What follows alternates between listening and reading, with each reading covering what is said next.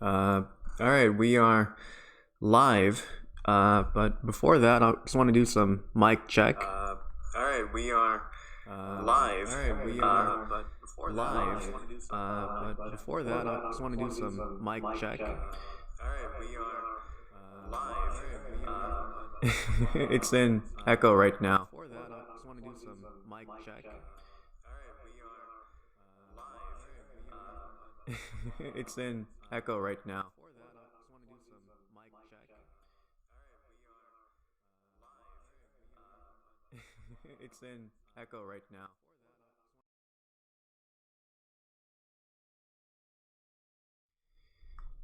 Okay, hopefully that echo has stopped. Let me go do another test. Okay, hopefully.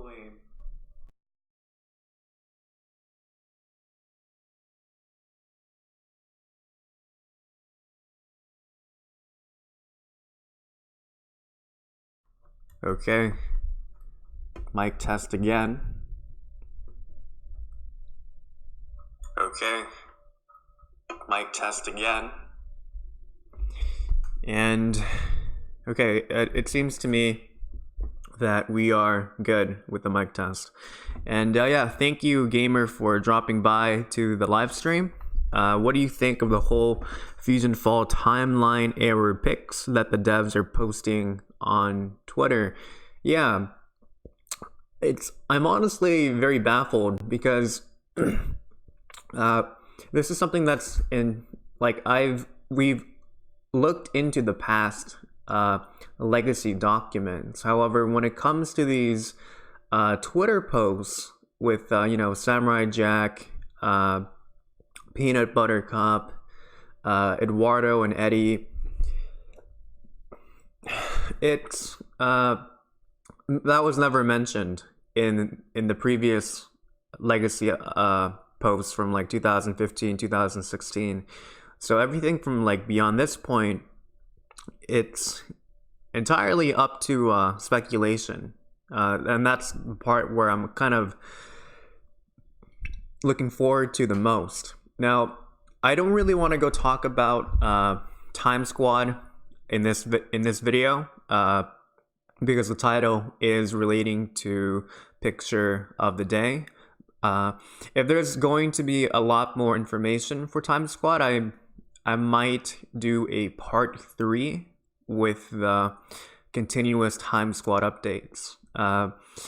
It looks like so far, yeah, I didn't see anything related to auto though. Yeah, so if you watch the the second potential Time Squad update video, I was referencing in like the Living Like Larry thread that Otto, I think he was kidnapped or he disappeared.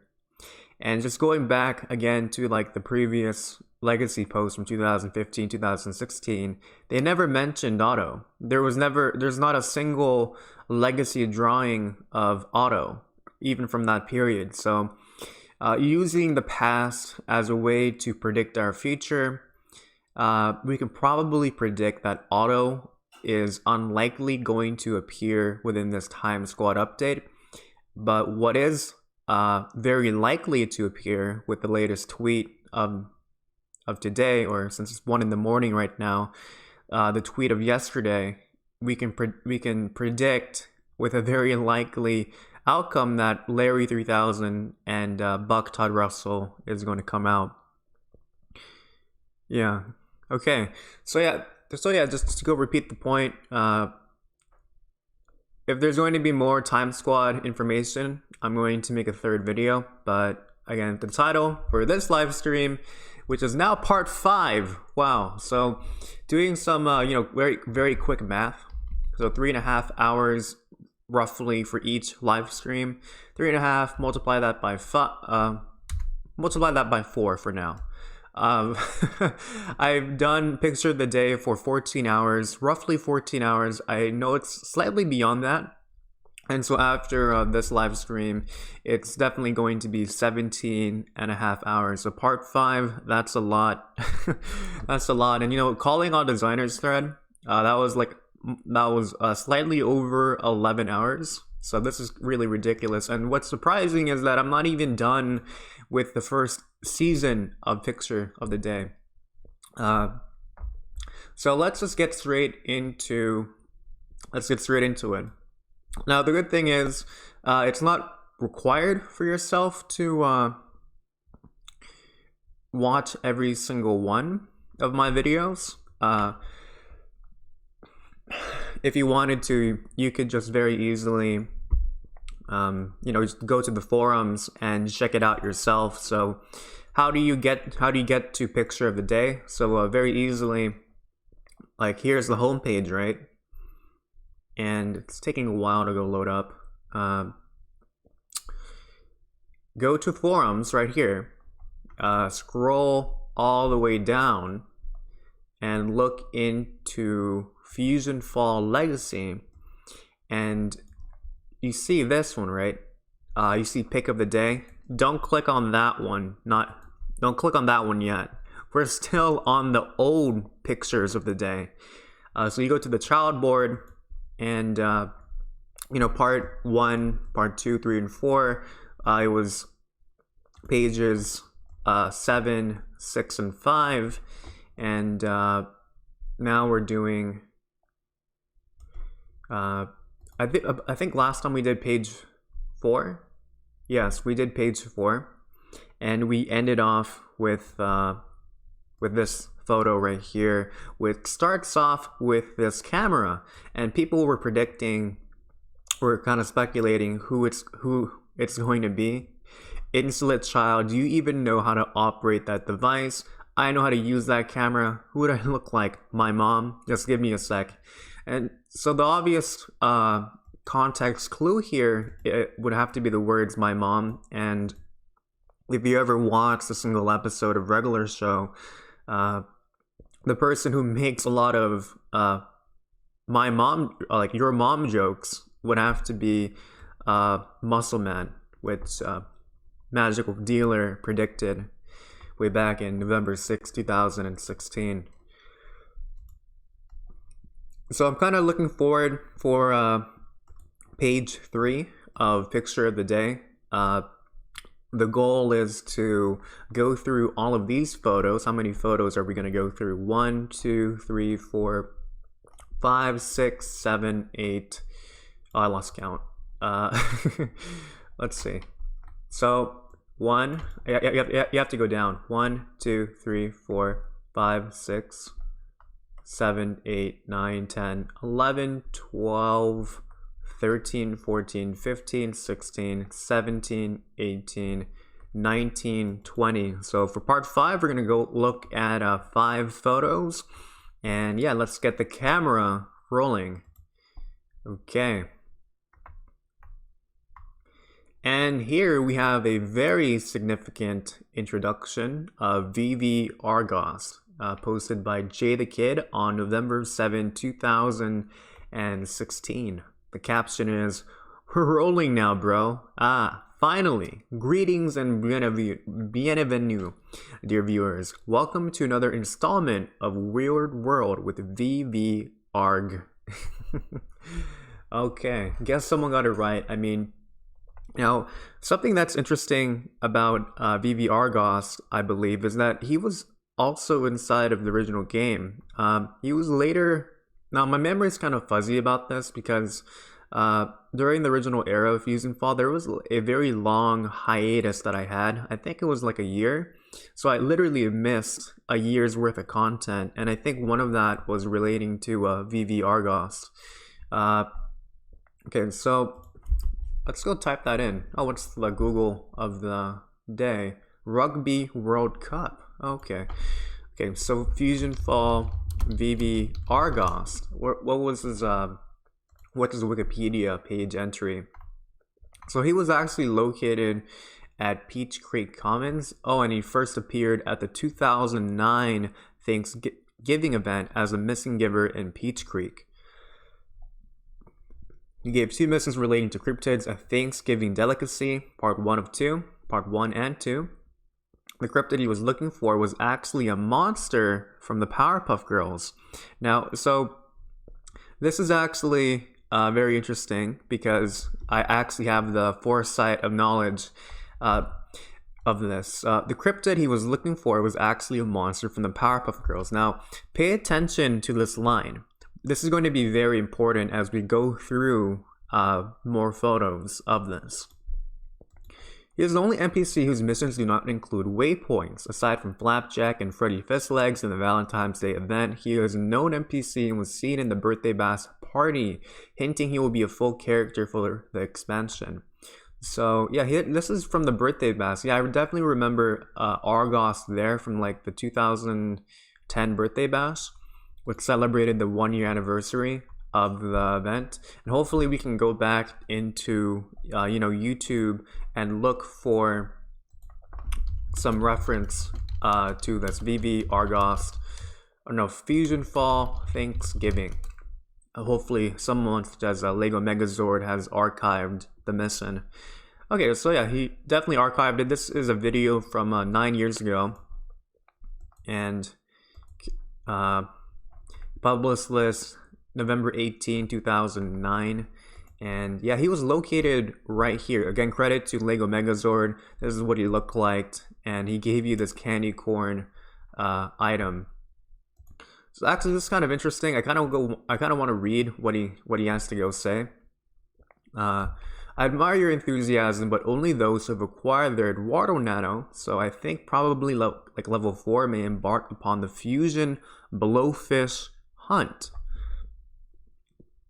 Now, if you remember in the last live stream, the monster that Boomer and Jackie were looking for was actually a blowfish monster, and funnily enough, a lot of people were speculating before it was revealed that it was actually like a duck from like Kurt's Cowardly Dog. And no one predicted that it was a blowfish. So that was actually very interesting. For the sake of nostalgia, I kind of want to go read this because I never did this mission. So greetings and bienvenue. I trust that you are a faithful viewer of Weird World. If so, you know that we have identified over 8,527 different cryptids on live television. Today, you have the unique opportunity to help us identify yet another. You will be the envy of millions of viewers if you can help us identify the cryptid. Do you wish to help? So something that they're going to do in Legacy is they're very likely going to recycle a large part of this Thanksgiving plot. Okay. This is going to take a while where we're going to try and examine this. So find Fusion Dexter's hideout, sealed scrambler, and as you can see, let's hopefully Lego Megazord can thank goodness. He's definitely a FusionFall archive. Still walking there. Still walking there. Okay.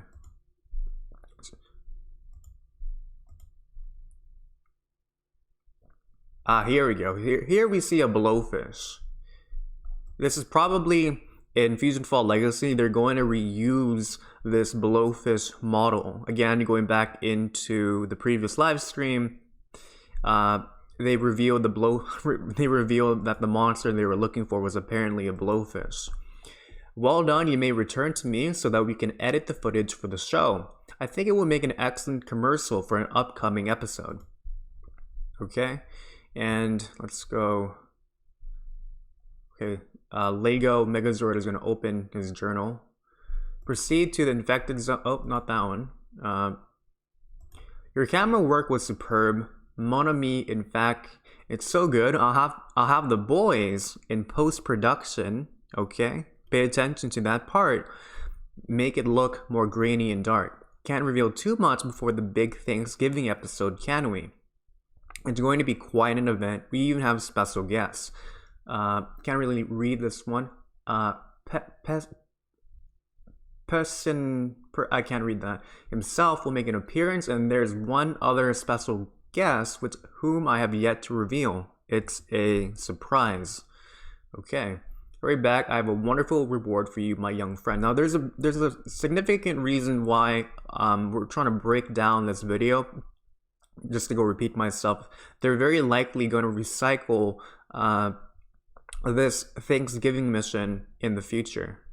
Okay, let's fast forward here, and yeah, you just go to that location, and it's for, okay, you've just obtained the first real proof of the existence of the Townsville Blowfish. Just think of the ratings. I'll be famous. I mean, you will be famous, of course. I mean, you're already famous, Argos. And let's look into part 2. Take this blunderbuss for your troubles. It may come in handy. In fact, I suspect it will come in handy very, very soon. So let's go to part 2. A Thanksgiving Delicacy, part 2 of 2. Again, as always, thanks to the GOAT, Lego Megazord, for archiving this footage. And interestingly enough, they have Merkel Riley there on the right side, who is now a vendor at Pimpleback Mountain selling you gear. So, he's reading it too fast. Okay. Part 2 of 2. The weird world tip line, I think that's what it's saying, is getting overwhelmed with reports that the Townsville Blowfish has somehow been affected by the fusion matter and has mutated. Look for a giant P and begin your search there in earnest. Can you help us track down this mutated cryptid? So Argos believes that this blowfish is actually is a cryptid, which is clearly not the case. Okay, so we're gonna find the fusion blowfish lair. Lego Megazord is right here. And assuming that they're gonna recycle this mission storyline, we can assume, using the past as a way to predict our future, we can assume that it's going to be located here. So here we have a blowfish lair, but looking into the legacy post, the blowfish is located in downtown, so it's probably not going to be at the suburbs. Of course, Peach Creek Estates. It seems so elementary. Perhaps we should go into the beast's lair and see what awaits. Collect 5 fusion blowfish skins. Fusion blowfish skin. Okay, what's inside? And you defeat these blowfish monsters. Okay, that's actually really cool. Greetings and bienvenue. Faithful viewers, you're watching Weird World's Cooking with Cryptids Thanksgiving Special. Please welcome our guest, Piecemeal. That's actually really cool. I never did this mission before. So again, perhaps in FusionFall Legacy, when you enter inside of a lair, you're going to go combat these blowfish monsters inside. And probably, again, you might have to collect some sort of item inside of the lair. Okay. This is taking a long time for Lego Megazord.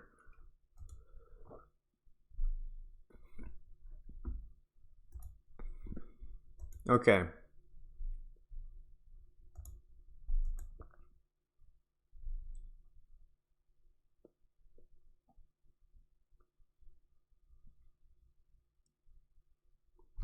My word, that's the biggest fusion blowfish I've ever seen. And you have to go look for it inside of the lair. It's right there. It's Fusion Blowfish Hootie. Ladies and gentlemen, please note that our hero has no idea that we're watching, thanks to hidden cameras set up in the lair by our production team. Okay, so that's Fusion Hootie, and I believe they actually got located outside. That explains what happened to the production assistant that set up the cameras. Perhaps the full turkey costume slowed him down a bit. Pity returned to me.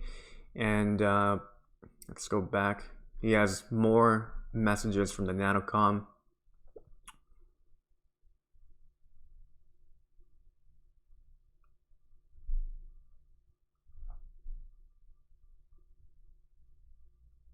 And at the bottom, I've got a newer, cleaner version of the turkey beak mask awaiting you upon your return. Okay, let's go into, fast forward this.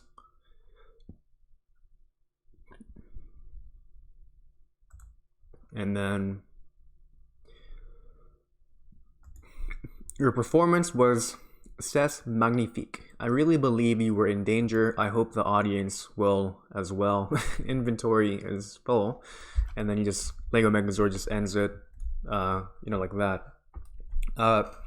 So before I continue, for the people who don't know who VV Argos is, because not everyone has watched every single Cartoon Network show, even the most popular ones such as Ben 10. I know a dude who's never watched a single episode of Ben 10, and he's more of a fan of Courage's Cowardly Dog.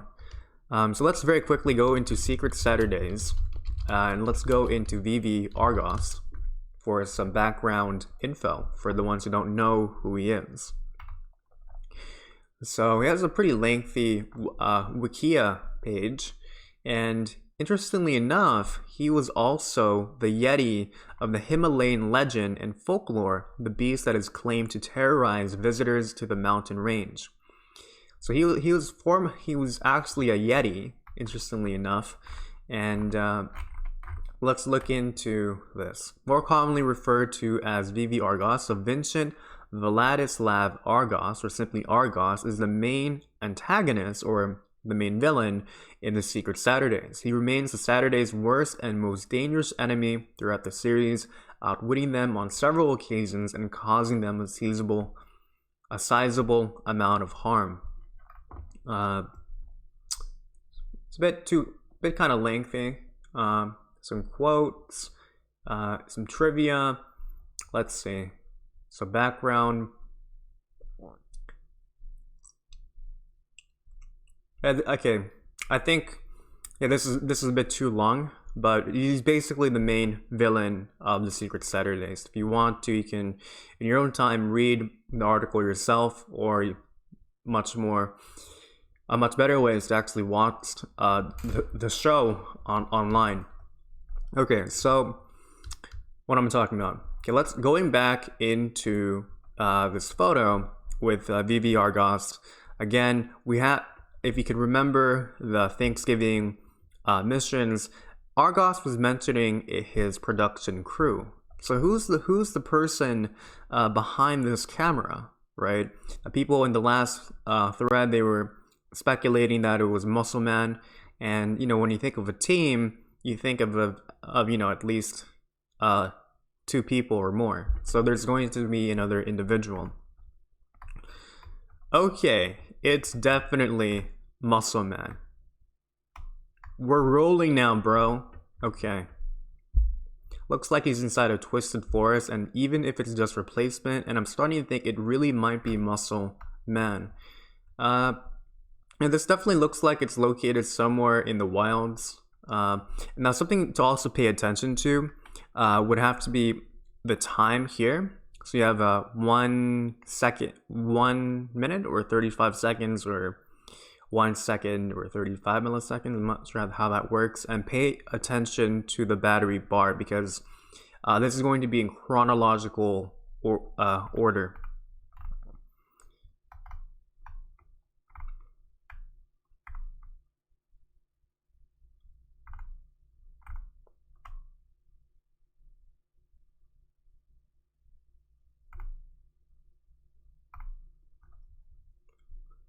So people are just speculating that it is Muscle Man. No real reaction that this is that Argos is inside of the game again.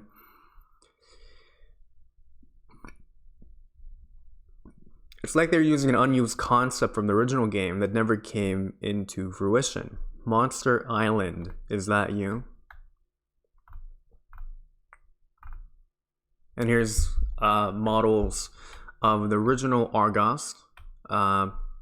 This is what he looks like inside of the game. And, you know, we saw that in Lego Megazord's video.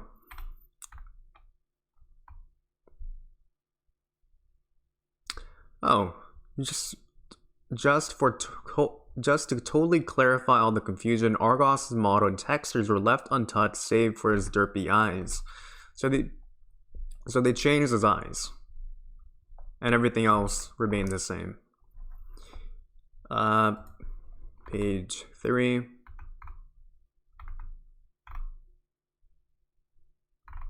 Yeah, and people are just still speculating that it's Muscle Man. Okay, so apocalyptic yard, and this is not related to what we were talking about. This is posted October 14, 2016.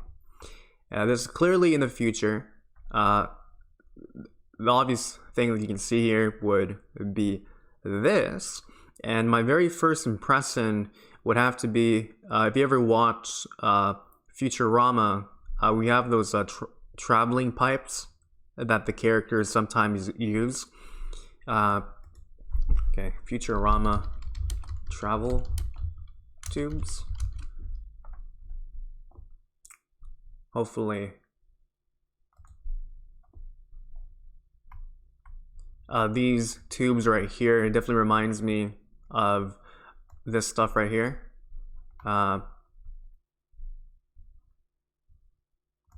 So future spoilers.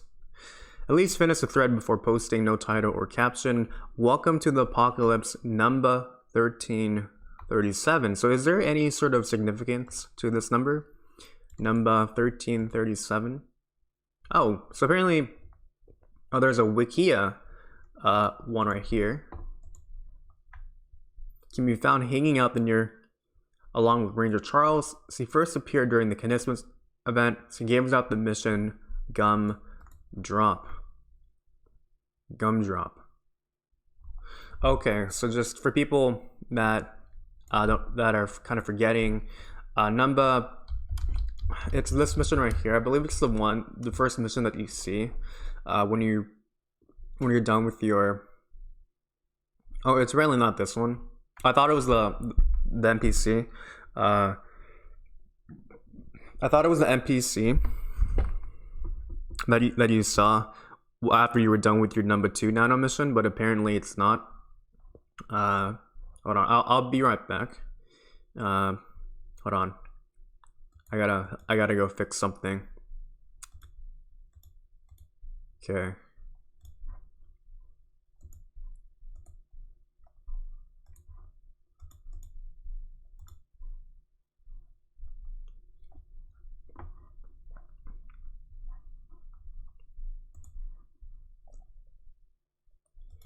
Okay.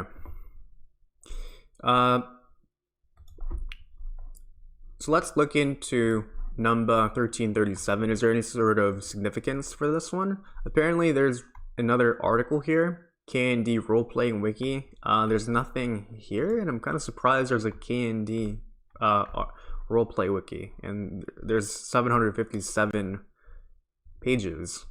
Number 40. This is mildly interesting. Sector E, number 1337. Is it referring to this character here? Okay. So we don't really have any. Since that was originally number 1337 in the old forums, I'll take that. Kids next door. The clubhouse. Okay, yeah, we can't really find any noteworthy information outside of this one right here.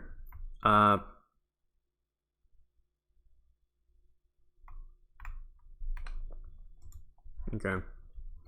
Now let's go copy the image and open it up on paint.net. Okay. So we see these travel tubes. Definitely reminds me of Futurama we have a car, obvious. We have this door with wood, and there's a platform there as well. That's something that's brand new. I never saw that in the future, and I've done the future so many times, it's not even funny. And yeah, we just see the travel tube, and that's pretty much it.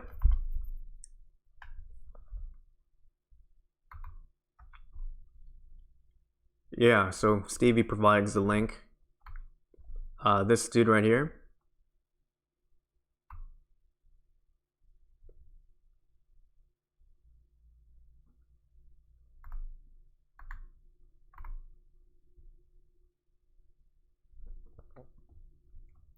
Something to note is that there is no bush on the end of the fence in this version.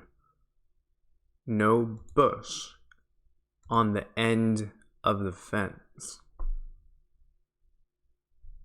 Okay.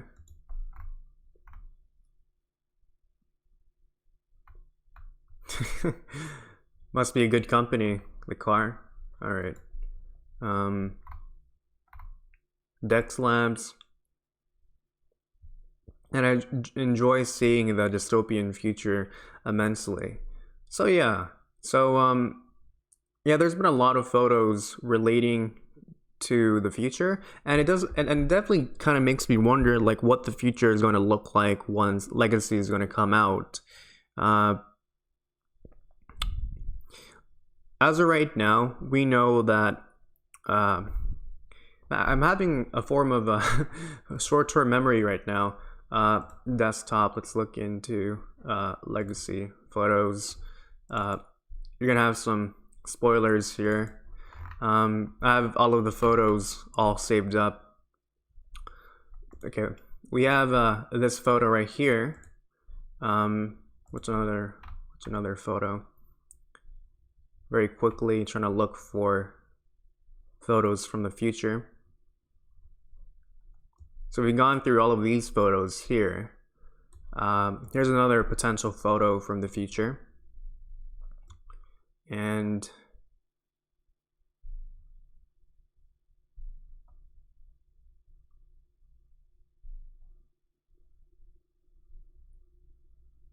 yeah, it makes me realize that there's not a lot of future photos. In fact, I believe this is like the very first. No, that's not the very first one. I definitely know there's definitely a lot more. I'm just very quickly looking for photos.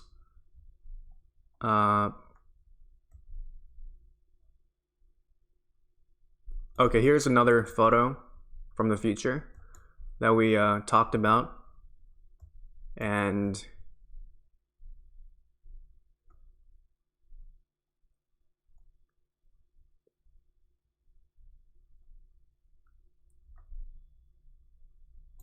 okay, so this is probably our fourth future photo, and this is probably one of the first ones. As you can see here, the Mojo design got updated, and what's interesting about this photo is that this is the boss version of the Shocktangler. Now, what's unique about it is that instead of having one pair of eyes, it has 3 pairs of eyes. And I recall when this photo was being shown, I was kind of speculating that the boss version of each monster is going to have a slightly different look, which is something to look forward to. This photo right here, we can probably think this is at the Darklands, perhaps Green Maw or a level beyond that. And this armor right here is relating to Go Dexter Go. I think it was relating to like racing. I think this is the model that was used, and we found out this is a reused model that was located at Mount Everest.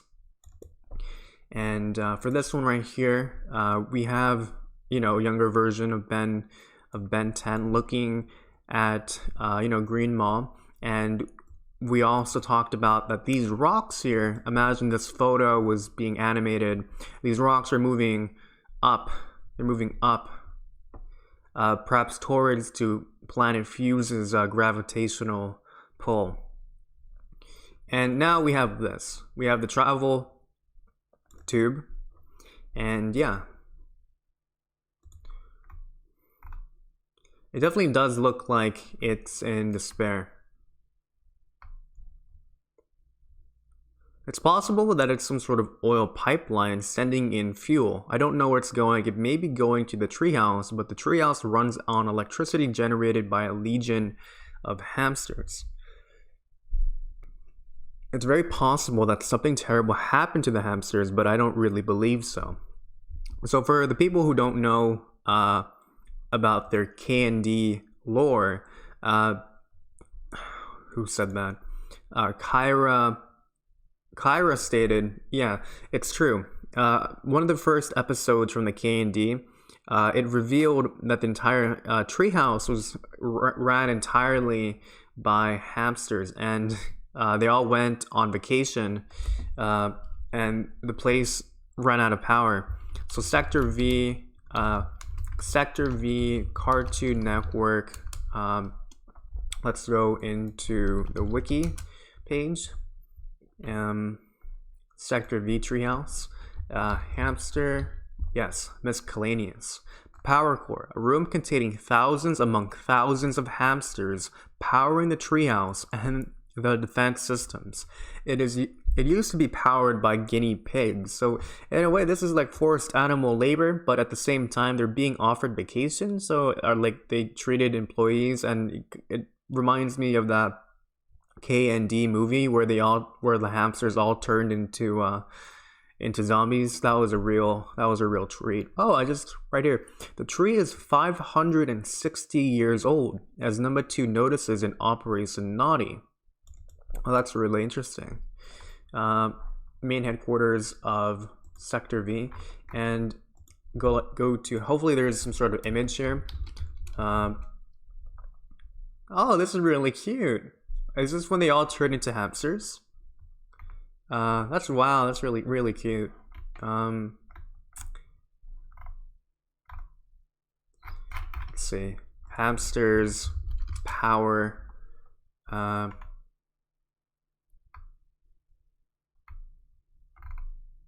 Yeah, I don't see it, but yeah, this is really cute. I like that a lot. I really love that. But yeah, it's definitely not an oil pipeline. Now, the reason why I bring this up is because I have that future knowledge.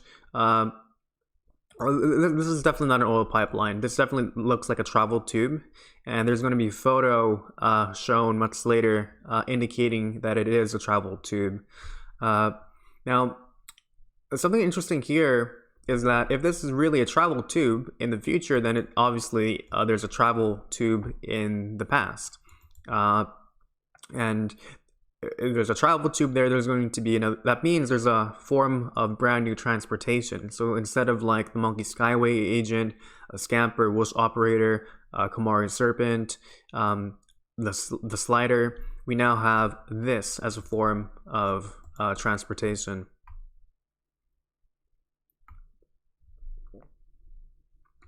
Sugar, spice, and everything nice.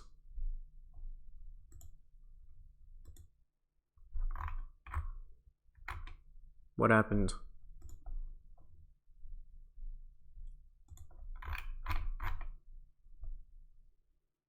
I've been seeing that tube thing in the background in other pictures. What could it be?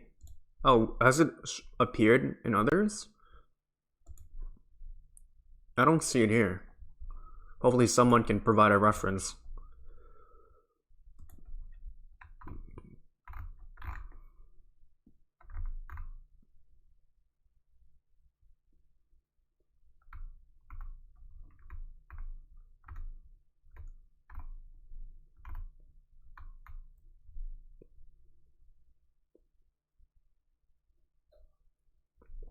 Yeah, this is like another nice theory before like the big reveal.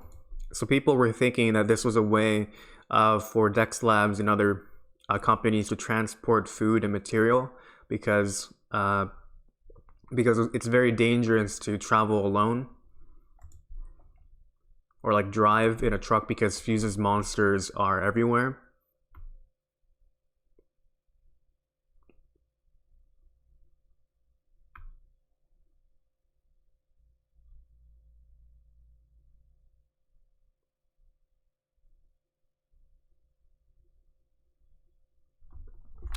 This would be especially interesting to touch on in the future where most of the world has been destroyed.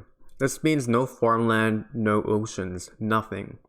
Even if it's a kid's game where the Grim Reaper can just decide to not kill you by using green swirly holograms without food and water, there is no way for the war to be fought. Everyone would be too exhausted to do anything. And yeah, Stevie brings up an important point. When you're inside of the future, basically almost every single source of water that you see has been contaminated by fusion matter. And obviously all of life requires water, right? Interestingly enough, the human body is composed primarily of hydrogen and oxygen atoms. How much of the human body is water? And yes, roughly 60% of the human adult body is water. So that's really significant. The brain and heart are composed of 73% water, and the lungs are about 83% water. The skin contains 64% water, muscles and kidneys are 79%, and even the bones are somewhat watery at 31%. So yeah, Stevie brings up an important thing to consider. If all of the water sources, or like the overwhelming vast majority of the water sources, are completely contaminated, how do people at the future actually survive? Because water is so fundamentally important to, to being alive. And not just that, right? You need water to raise agriculture. Like, assuming that all of the animals have been infected, right, or they died off because there's no source of water, it's really interesting. How do people in the future feed themselves? Where did they get their water? Like, does Dex Labs or Mandrake Industries eventually find a way for themselves to sustain themselves, or is it just because like the Grim Reaper has temporarily paused death due to this all-out total war, and like no one can die until the war is over? And Devin says, man, you guys are looking way too far into those. Okay, why don't you give us a hint, man?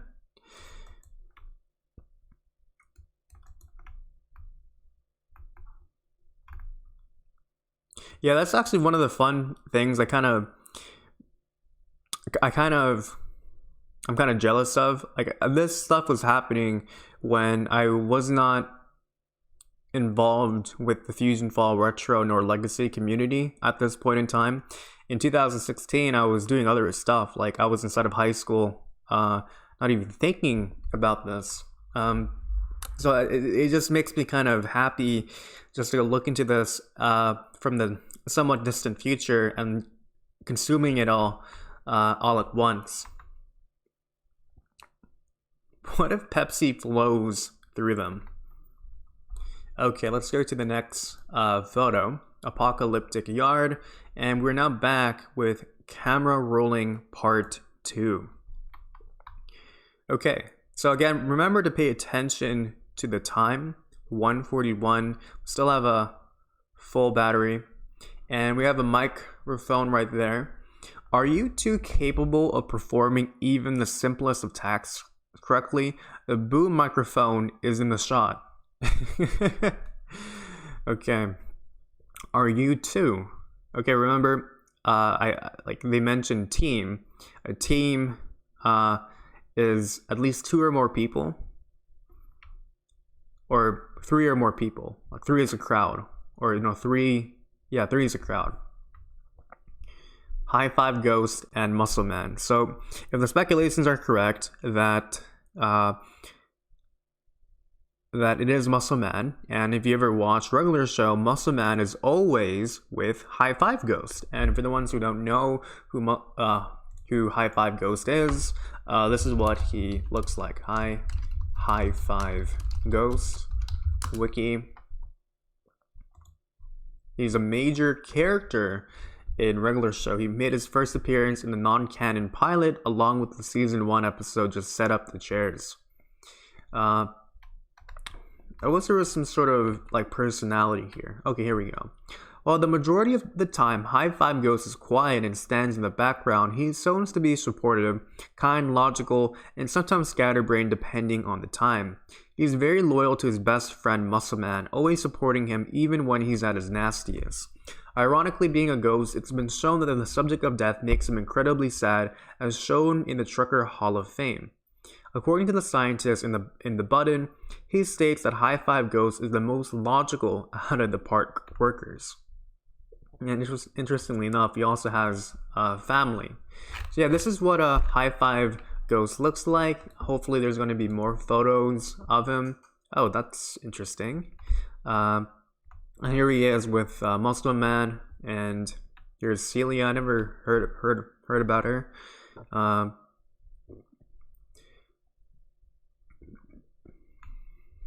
And yeah, let's go into Muscle Man. Muscle Man wiki. And yeah, this is what a Muscle Man looks like. He's a major character in the regular show. He's one of the groundskeepers of the park. He is a green, strong, and obsessed humanoid who is often seen with his best friend, High Five Ghost. He is 25 at the beginning of the series and 31 at the end. Oh, that's interesting. I always thought that he was actually like a zombie because he's green. Muscle Man made his first debut as a cameo character in the pilot. He made his first episode appearance in Just Set Up the Chairs. Muscle Man is voiced by Sam Marin. So here we have his hopefully personality. This is quite long, but then again, this is a 3.5 hour live stream. Muscle Man is a human. Oh, thought it was a zombie that works in the park along with Mordecai and Rigby. He's also quite unhygienic, reeking of body odor as evidenced in the Night Owl. As for the episode Gut Model, he has worked for the park for 5 years. So if he was 25, he was 20 when he first started working at the park.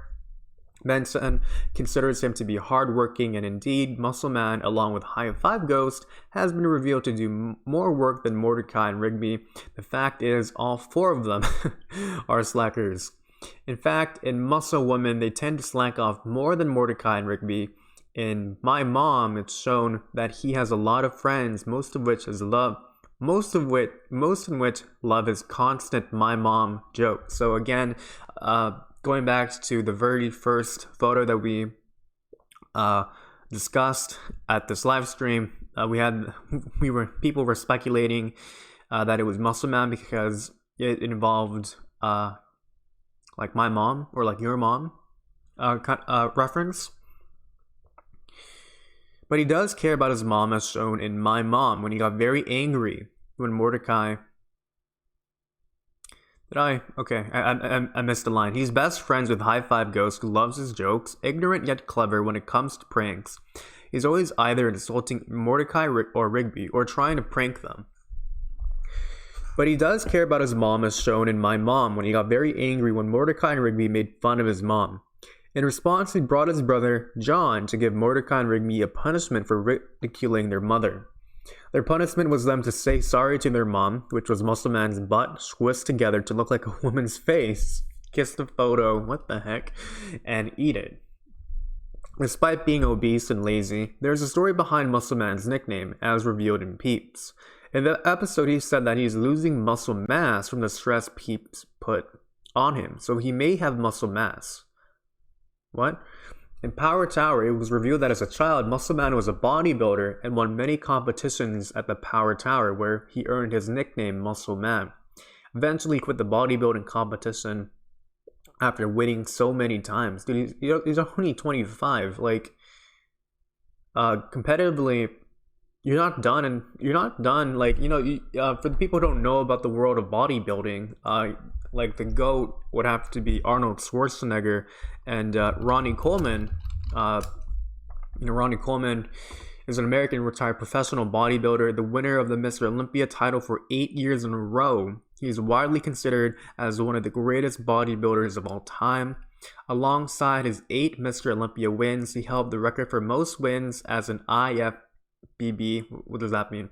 Professional, with 26 titles. And this guy is 55 years old. And just to go show you how insane his body looks like, this is how he looks like at his peak physical growth. And I think his main job is a police cop, I think. Here's his Wikipedia page. It's very interesting. When did he retire? Yeah, he retired, and he retired. Yeah, he's considered roughly one of the greatest bodybuilders of all time. And he retired. Let's see. When did Ronnie Coleman retire? Okay, it was in 2007. So if he was born, 2007 minus 1964. Oh, whoops. 2007, 1964. He was 43 when he retired. So it's kind of odd that Muscle Man retired when he was 25 or younger than that. Because at 25 years old, you're still at your peak testosterone levels. Okay. Muscle Man has developed a massive ego that is seen throughout the series, especially in Exit 9B, where he purposely has the biggest signature. In Out of Commission, he got 70% of his butt covered in third-degree burns due to him using the seat warmers excessively on the Smarten carton.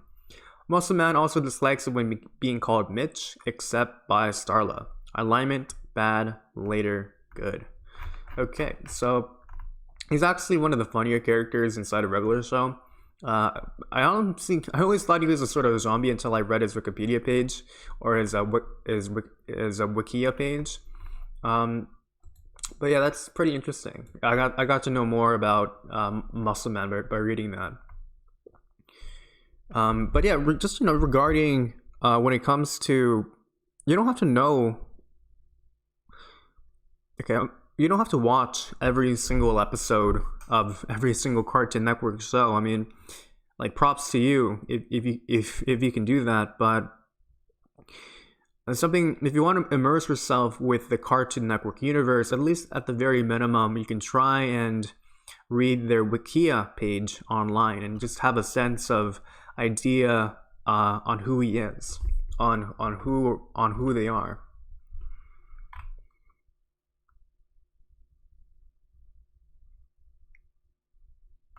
And I was surprised when Argos was interestingly the Yeti of the Himalayan mountains.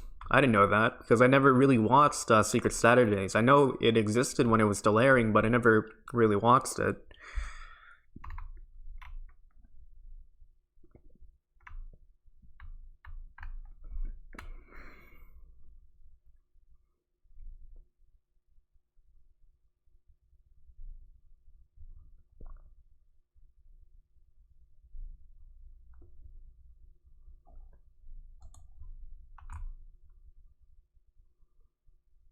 Just gonna sit over here thinking it's Zack and Fiskerton, not Muscle Man. That's very unlikely. They're arch enemies. And people are still kind of speculating that it's not Muscle Man and High Five Ghost.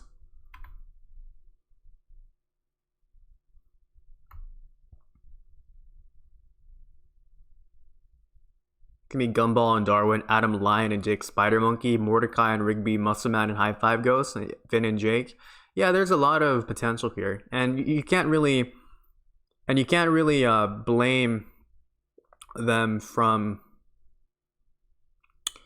You can't really blame them because they don't have the future knowledge that we have right now. Okay, let's go to page 3. And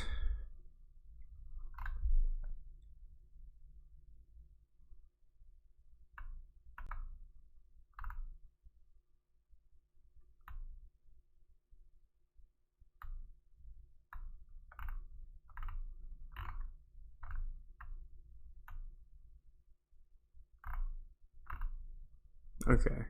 So it's been almost an hour now. So roughly at the right time. In 1 hour, we did 1, 2, 3, 4. So we're kind of going kind of slow right now, but it's okay. We're gonna try our best. Yeah, I'm gonna take a quick break, a quick water break. I'm gonna drink some water because for my throat, and yeah, I'll be right back.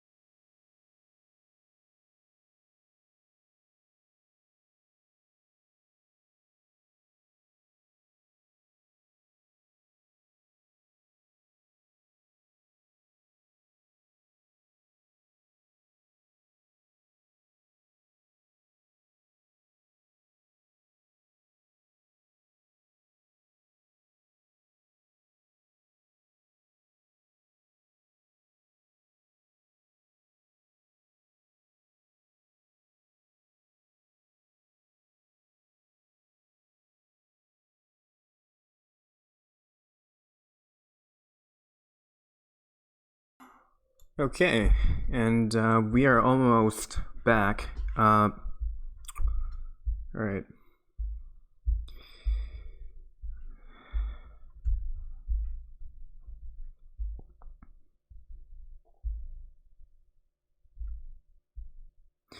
Okay. I'm using my phone to read any potential comments and, mic check. Potential comments and, mic check.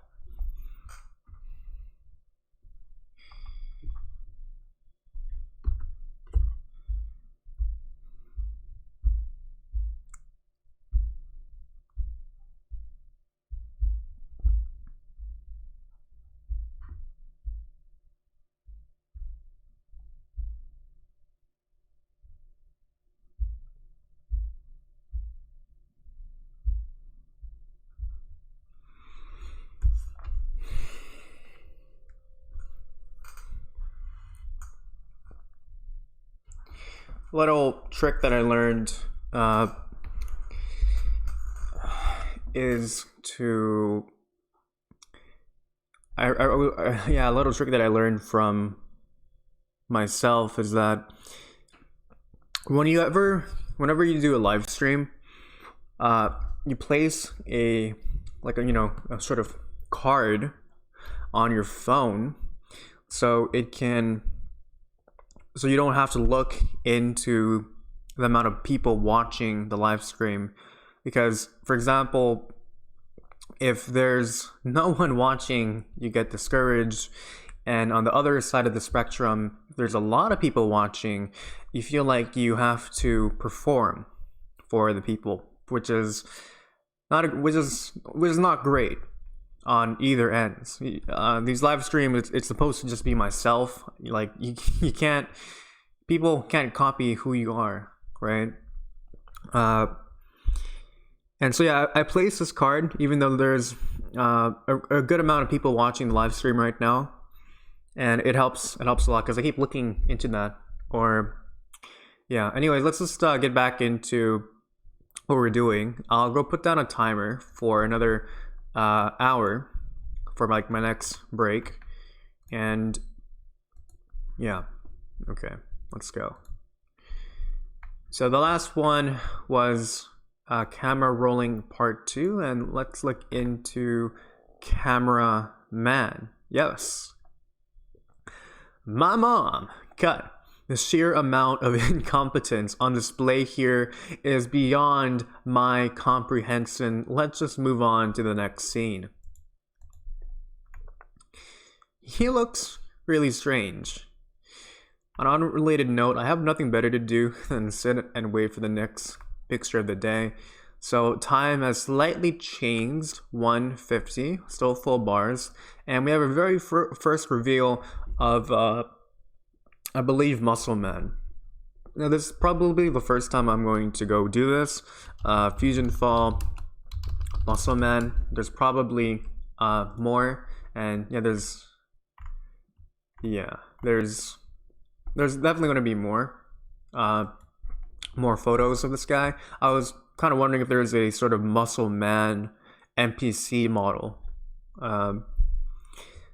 Looks strange. Let's look into like Muscle Man and how he really looks like in Cartoon Network from regular show. Ooh, that's really kind of ugly. Let's see. I can't believe he's human. He's really green for a human. Yeah, but here's what he looks like, and this is what he looks like in Legacy. And his eyes have definitely been changed. They're a lot more circular here. They're a lot more, like that. His nose, yeah, they have the chin right. Shirt is obvious. These marks right here, both on his left and right side. I don't really see it here. The sags on his eye, they're definitely there, and obviously there's this one line here. There's two lines here. So yeah, there's a slight modification to what he looks like compared to what he looks like actually in regular show. And oh yeah, let's look into his teeth. Teeth. He has like three on the top, three on the bottom. He has a full set of teeth here. So okay, he's definitely an updated version on how he looks like. Now, something to also kind of consider here when it comes to comparing and contrasting what character models look like from like the actual show and what they look like in FusionFall Retro, and especially for FusionFall Legacy, is that they're not a direct carbon copy of what they are. Fundamentally, like the character designs of the FusionFall characters are supposed to kind of represent a sort of anime style look, because the original company Grigon Entertainment, which unfortunately became bankrupt, they were a Korean company that made games, and so they had that sort of anime sort of art style. Now, is anime exclusively Japanese? Because that's a good question. Is anime Japanese? Is anime Japanese only?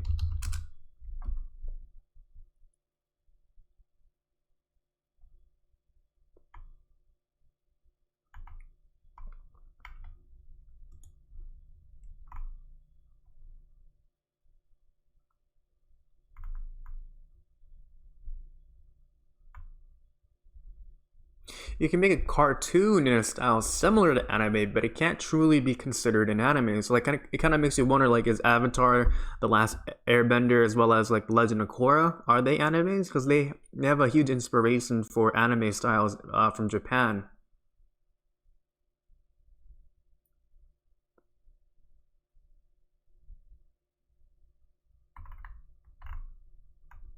Here's Avatar.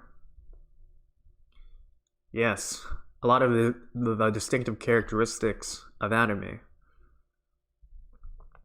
This one looks Western, but it's produced in Japan. There's no final answer. Okay, but I think the somewhat general consensus is that if it looks like anime, but like what looks like anime, it's anime. This is awkward. Okay.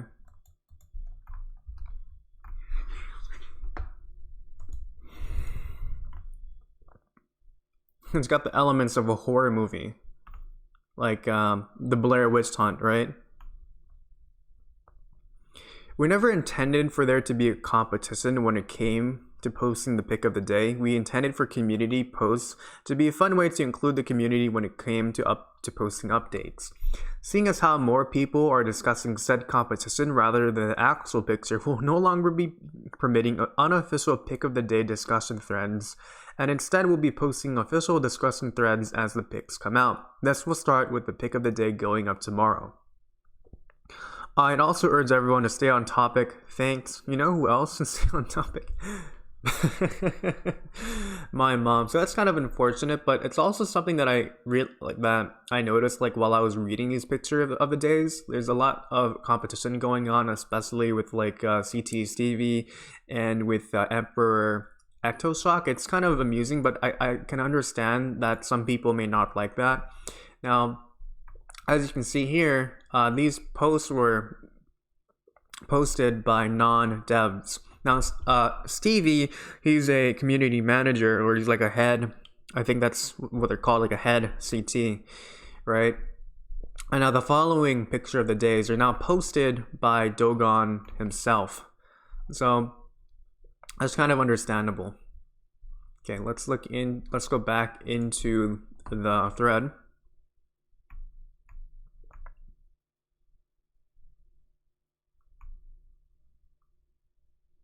Yeah, it translates well. It looks gross in a good, intentional way.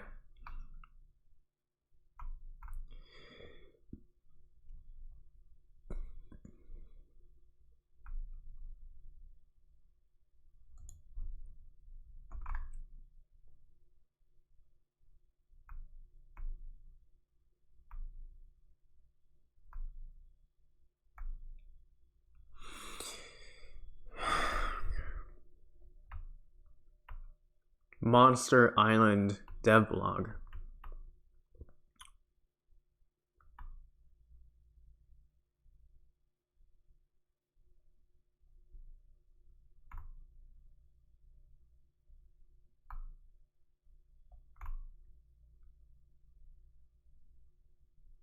Yeah, they did a really great job when it comes to these designs. Compare and contrast with the one that we have right now.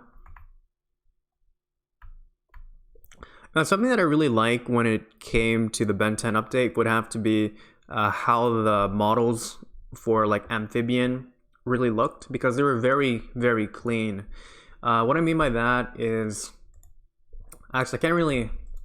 Well, I definitely have that live stream. So FusionFall Retro Ben 10.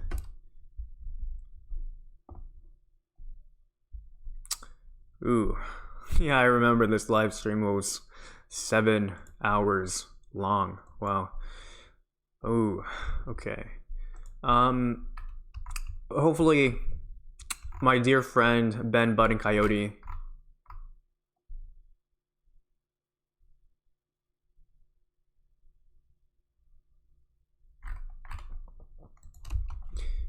Ben Button Coyote. I know he posts a lot of tutorial videos, so it's going to be very helpful for this one. Here we go. He has a full playlist of this. Okay. Where's the one with the alien? Simian Trap, spectacular spider monkey with great power.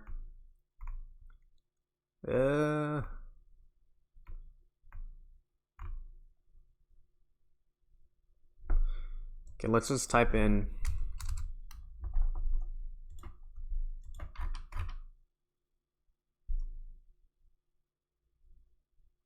Yeah, okay. Yeah, so something that I really liked from this, yeah, so credit to Ben Bud and Coyote for this video, that I really liked about the Ben 10 update would have to be how the models look like. Because like the amphibian model as well as like the spider monkey model, they look incredibly clean. As you can see right here, if you really try and examine them at a close inspection, you don't really see a lot of pixels. They're very, very clean. And so I bring this up because when FusionFall Legacy comes out, we can definitely expect these very clean models. So another one would have to be like the spider monkey one. Here's another really great one right here.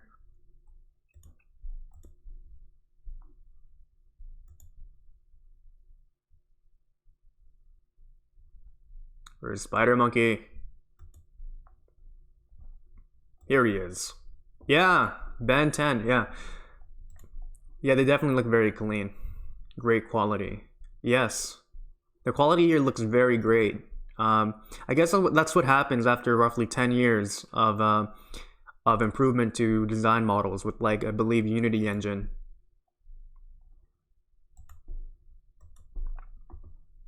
Okay, let's go back into here. Let's go close this window.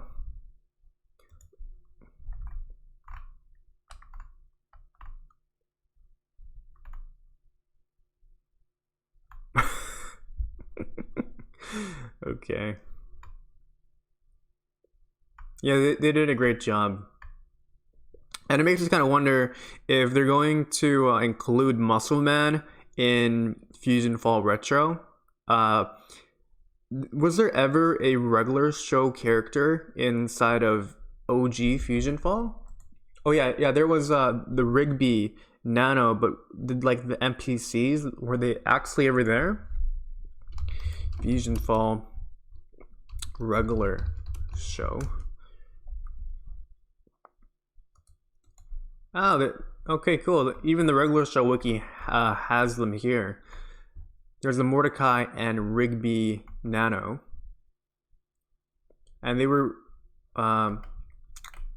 okay.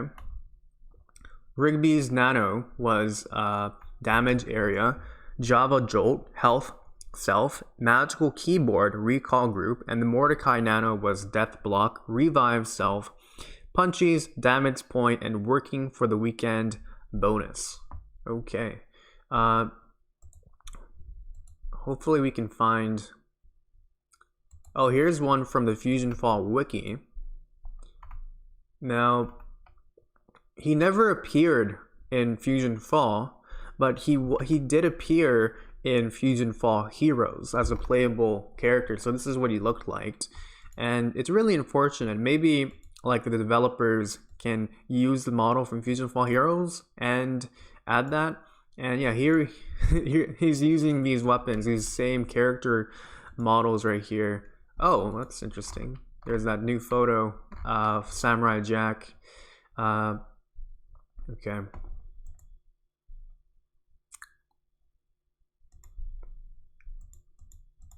Makes me kind of wonder what Mordecai and Rigby is going to look like in FusionFall Legacy. Unfortunately, knowing the future, none of these photos for Picture of the Day will reveal what they're going to look like. So definitely it's going to be a treat once Legacy comes out, or once they keep on giving more photos for Legacy. All right, so Soundman. And yes, here we have ourselves High 5 Ghost. Look at the time, 1:45. Battery's still full. Sorry, man, this thing is really heavy. You know who else is really heavy? Your mom!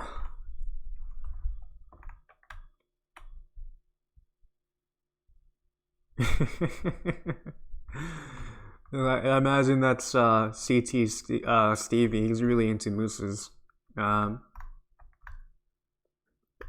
High 5 Ghost model looks awesome. It almost looks 2D if you just glance at it, which is a good effect considering ghosts are supposed to look weird. The caption pretty much clears any remaining doubt about Muscle Man 2. Yeah, so let's do a quick compare and contrast with this. So Google Chrome, and I think something that I should do once the Time Squad update arrives, I'm gonna do exactly what Ben does, and like I'm gonna also record the live stream, and or I could probably do the upcoming world missions on my other character, right? But I don't know. We'll find out. So let's look into High 5 Ghost, his actual model. High 5 Ghost. Images.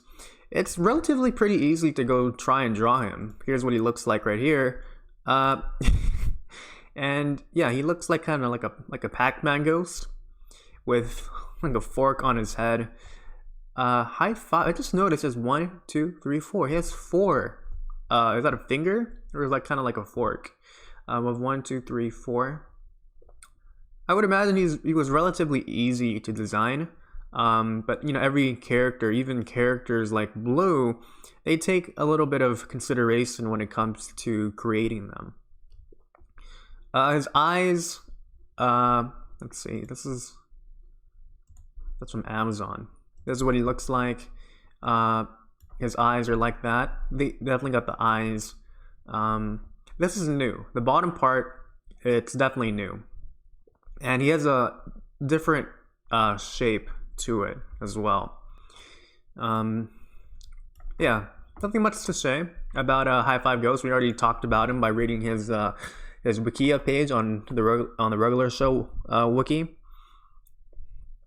My guessing skills have gone down the drain. You thought that it was someone else, and like Moribi thought that was like Fiskerton and Zach, and some people were thinking that it was like Finn and Jake. The High 5 Ghost model looks awesome. It almost looks, yeah, we already read that one. And Moribi also, he thought that was Zach and Fiskerton. My mom. You know who's appreciated today? My mom. Alright, page 2. And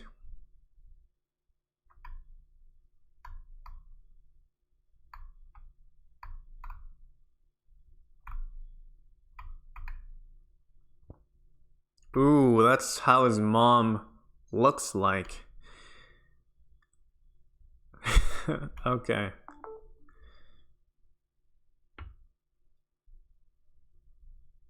I definitely think something bad happened to the park since Muscle Man and High Five Ghost went to work for Argos. I think their mission line will end with Muscle Man pricking Argos. By the way, this lady is really heavy. Wow. Okay.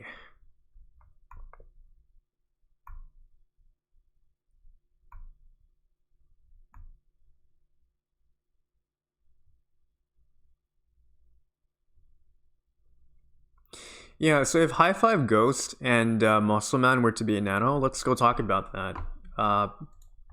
So FusionFall, Wiki, nano powers.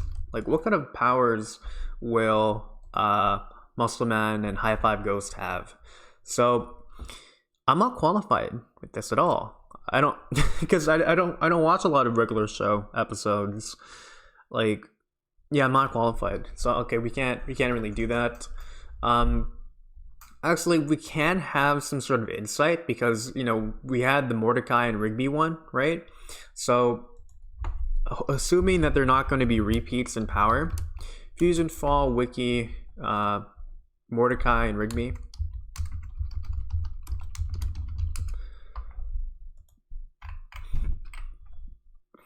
So Rigby had damage area, so we can assume that that Muscle Man and High Five Ghost will not have that, but but I can definitely see damage though, because, you know, Muscle Man is strong. So damage area, damage point. Is there like a damage cone? I don't think so. Java Jolt, health. You can probably not expect to see health with Muscle Man or High Five Ghost. Recall group, same thing. Revive self, damage point, and bonus. So we can probably eliminate these because we don't want to go repeat ourselves with these powers. But yeah, I can definitely see Muscle Man, as well as you know, skips with damage area or some sort of grinding power. Now, Prizzies did state that there's going to be a modification when it comes to the nano system. So very quickly, there's going to be a primary nano, which is a nano mission that you have to do if you want to go level up, and there's going to be a secondary nano where it's like a bonus mission, and you don't have to do it, but it would be nice to have. And I think if they ever did become nanos, they're very likely going to be like a secondary nano. It'd also be really cool if we can have Benson inside of the game. You know, the regular show cast is not even that big outside of like the reoccurring characters. So we have Mordecai, Rigby, Pops, Benson, High Five Ghost, Muscle Man, and we have the male and female version of Mordecai and Rigby. So like, let's just go into characters, and yeah, we have 1, 2, 3. Yeah, we have Margaret right here. We can probably see here, but FusionFall doesn't really place a lot of love when it comes to like secondary characters. 1, 2, 3, 4, 5, 6, 7, and minor characters that kind of reappear. There's a character called Death. Oh, I love it when there's like a repeat, when there's like a reoccurring character. It makes it a lot better. Okay. And, you know, regarding like the type of Muscle Man and High Five Ghosts, if they're going to be like secondary nanos, well, I mean, they can justify their nanotype in any sort of fashion, right? But interestingly enough, since we're talking about nanos, we don't know what kind of nanos. Okay, I'm sorry.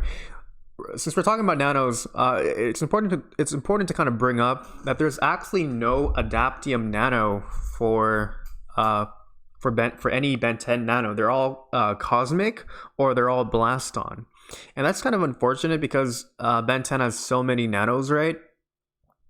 And I think if Ben 10 were to have an adaptium nano, the best possible candidates would have to be Accelerate, Ripjaws, Diamond Head, Big Chill, basically any blue alien that Ben has.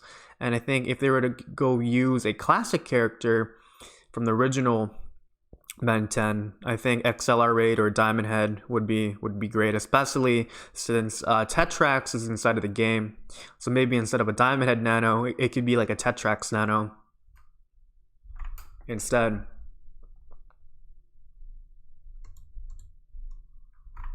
And what kind of powers would Tetrax have? Yeah, what kind of powers? I could definitely see him being a combat nano, so definitely useful when it comes to grinding.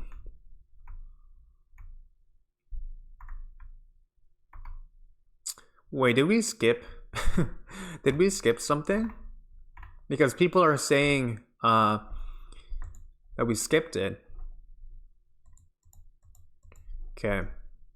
Apocalyptic Yard, Cameraman. Oh no, this is posted November 10, 2016, and the Soundman was posted November 9. Oh, that's really odd. So the ordering of this is slightly wrong. The Soundman photo came first, and then after that was Muscle Man. Okay. Now let's look into Weird World and 11, 11, 12, 14, 16. As you can see right here, it's not precisely in order. So it would be 11, 12, 13, then 14, and then 16, and then 18. Okay. All right. Weird World. Okay, here we have it right here. We've received countless reports from our dedicated viewers about an intriguing aquatic beast roaming around the greater Townsville area. Now remember what I stated at the beginning of this live stream. There's a big reason why that we went into depth about the blowfish monsters. It's a Weird World. There's a Muscle Man, High Five Ghost. They changed the eyes of Argos, but the rest of the body model stayed the same. There's definitely somewhere in the wilds. The lighting is very nice. Yes, I can agree with that. Really Twisted Forest from First Pictures. This is the best birthday reveal ever. Is this really Twisted Forest? Real time lighting. Yeah, so just imagine this photo is actually again animated. We can hear the sound of the fire camp, and I brought up even in the very first live stream I brought up like a day and night system. So imagine once since I'm doing the live stream at 2:28 in the morning, imagine Legacy's already out right now, right? And I log into the game, and there's a nighttime system, and you can see like the fire camp. It's actually illuminating the darkness, and it would be really cool if if people are up around that time, and we can go chat. So Argos is still going on about that blowfish. So this guy has that idea, remembering that stuff from the Thanksgiving event.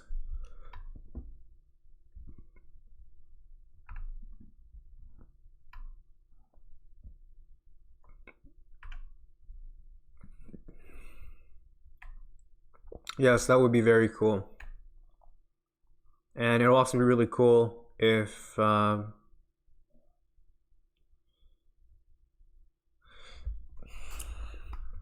in the wilds there's also rain, because you think of the Amazon rainforest, right? It produces how much rain? How much rain? Amazon rainforest. It's ridiculous. Oh, there's also interestingly this 120 inches. Different sections of the rainforest experience different levels and periods of rainfall. While the average annual rainfall is almost 120 inches, some areas can get nearly 400 inches of rain a year. Much of the rain falls between October and May, and this is inside of the imperial system, so let's do a quick conversion. Inches to centimeters, it's 120 inches, so that's 304 centimeters, and 400 inches, that's that's 1016 centimeters. That's a full metric, slightly over a metric in terms of length. That's incredible.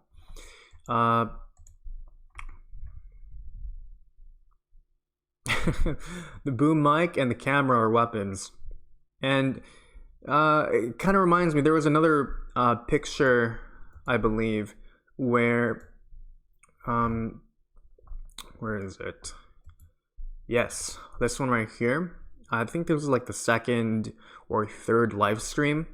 And yeah, this dude is taking a photo with Belladonna. And it would be pretty cool if, like similar to Grand Theft Auto 5 or the latest version of Grand Theft Auto, you can take a selfie inside of the game and do a pose like that instead of like just using the F10 key, right? It makes me kind of wonder, will there be smartphones in FusionFall? Because the game came out in 2009. The iPhone 1 came out in 2007.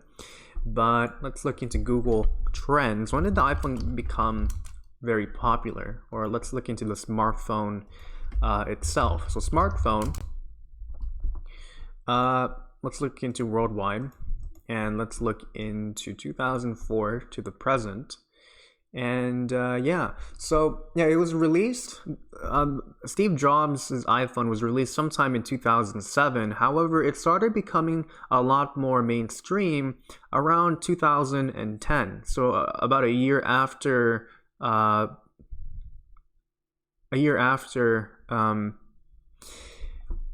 FusionFall came out with its 1-year anniversary, or it started becoming popular late 2010. So perhaps we can look into iPhone.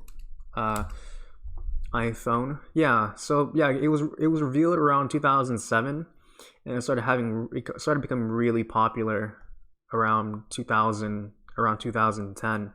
So roughly 10 years later, 2010 to 2020 or 2021, when it officially comes out, I'm kind of wondering if there actually is going to be a smartphone inside of the game. In terms of probability, it's very unlikely, because like the developers can state, like, why do you need a smartphone if you have a very advanced nanocom? Okay, well, if they're not gonna include a smartphone and they're just gonna use the nanocom, then I really hope that the nanocom will actually have a lot more features inside of it, right? Instead of just showing you where to go as a map. Kind of reminds me back in the 4th generation of Pokemon Diamond, Pearl, and Platinum. You had like that Poketech that you can use at the bottom of your screen, and one of the features was like how many steps did you take, the health of like your Pokemon party, and like what's happening inside of the daycare. So again, this is very unlikely. But it'd be nice if we could have a sort of upgraded look of the nanocom, not just like in terms of aesthetics, but in terms of much more functionality.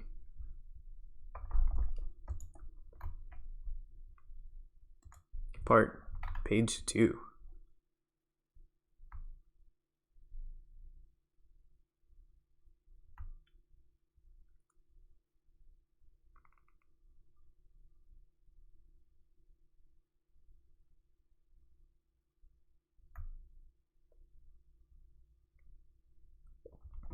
So this might coincide with Boomer's lore being in Townsville Zoo, and maybe the blowfish isn't the aquatic menace they're talking about, but the menace Boomer and Jackie is right after too. So again, going back to like the Thanksgiving mission that Argos was involved with, he was looking for a blowfish monster.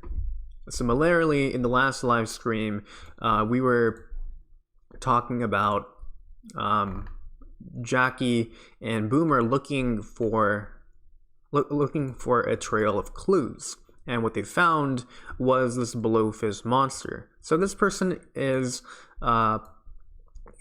making a really great educated guess. Now the reality is that's not true, but just wait until you see the photo. I don't think they're close enough for that. Yeah, the wilds is, so there's like, you know, in the middle is the suburbs, all the way down would have to be downtown, and all the way up would have to be the wilds. So that's a good counterpoint that Stevie stated.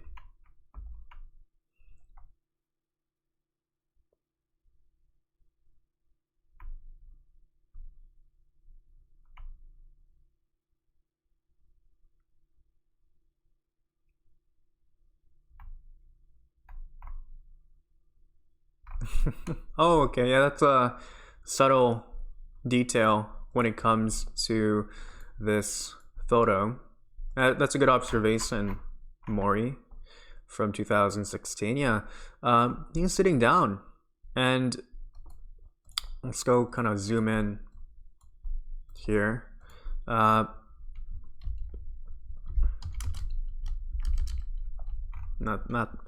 too much.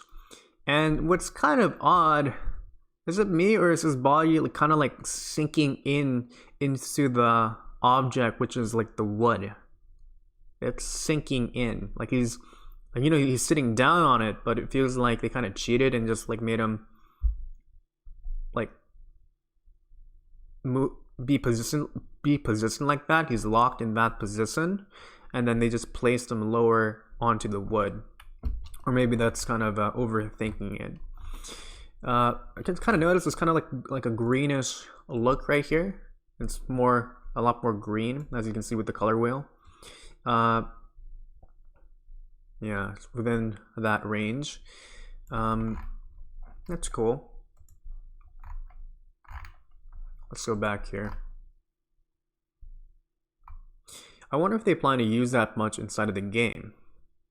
Ah, yes. So yeah, going back into the FusionFall Legacy trailer, they did use that. Okay, so let's go into FusionFall Legacy trailer, and right here, there's one moment where, yes, right here.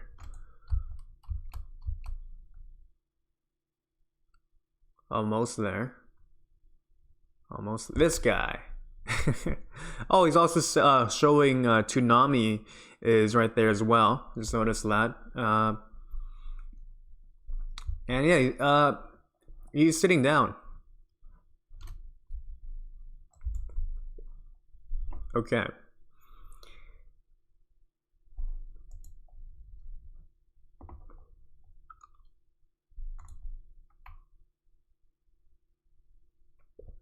Yeah, again, it's unfortunate, but there's no, at the time of this live stream, there's no pictures for the rest of the regular showcast.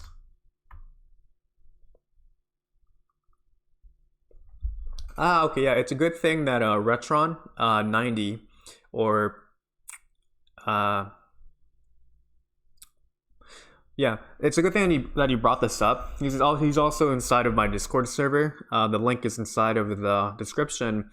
And I think he was confirmed one time for FusionFall Legacy, but don't quote me on that. But there's already a high chance for him and Rigby to be inside of the game, because you see two figures looking like them in the silhouettes. And another, they have a high chance to be in the game is because they were planned NPCs, Project R, so they have a super high chance to be in FusionFall Legacy because of that. Okay, so it's a good thing that I have this bookmark from like the first live stream of the series. And yes, Devin, or at the time he was called Will Tilt. Here's a nice nude nano model. One of my favorite ones, really cute. See all. And there is this, where is it? Here it is. Hopefully there's another photo here as well.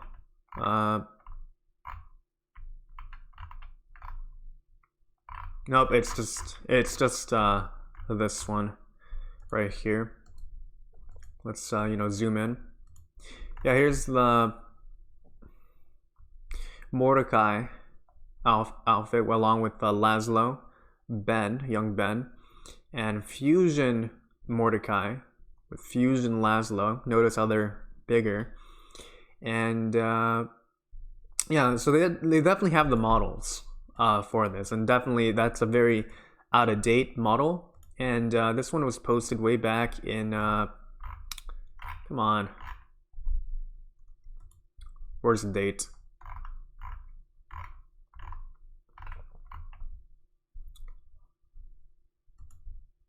Yeah, this was posted way back 2013. So this was before the game got canceled.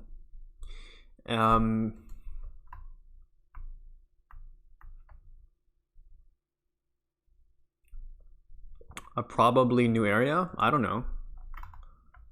Could be Haunted Ridge, would give the area some purpose, yes. But I don't think it's Haunted Ridge because, you know, the UFO is there, right? So if they were really at Haunted Ridge, then Argos would be making a episode regarding the UFO and not this monster at downtown. Oh yeah, Wilt Tilt. This is May 27, 2016. Okay, let's copy the image.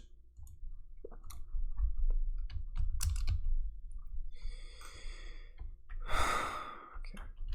FusionFall was originally going to have at least one expansion, adding areas, levels, and nanos to the main game. From what we have gathered, these areas include Monster Island from the Powerpuff Girls, which was going to be the location of Argos and the mother of all blowfish. He will be filming his cryptid show there with the blowfish as his elusive monsters. Additionally, we can infer that Stormalong and Mount Everest were going to be areas as well. Interestingly, the Kamari serpent that travels through the Darklands was intended to take players to Stormalong, where Whoosh had an infected zone having to do with Bubby would be situated. Bubby was repurposed as Chowder's Mouth's hub area, and Whoosh because the quick travel from Monkey Foothills to Orchid Bay. As for the locations of these monsters, Neverest, or officially the Column Colossus, was going to be in Mount Neverest. The Shipwrecker would be in Stormalong, where normally 100% on the rest of the enemies, but the Fusion Hero seems like a conclusion-type super boss involving the missing heroes. It seems Fuse has concocted a mess of a monster from the Justice Friends. It's safe to say you will almost definitely be seeing these guys at some point in Legacy. Wow, this is so full of information. Like, this kind of deserves its own video. In fact, I need to go save this quote. I don't know, let's call it Wilt Tilt. And yeah, this definitely deserves its own video. Now, he mentions these world bosses, and I mention this time to time within every live stream, and it's a good thing. FusionFall world bosses. I have a photo here, right here, that I made that has their design. So yeah, so he's referring to okay.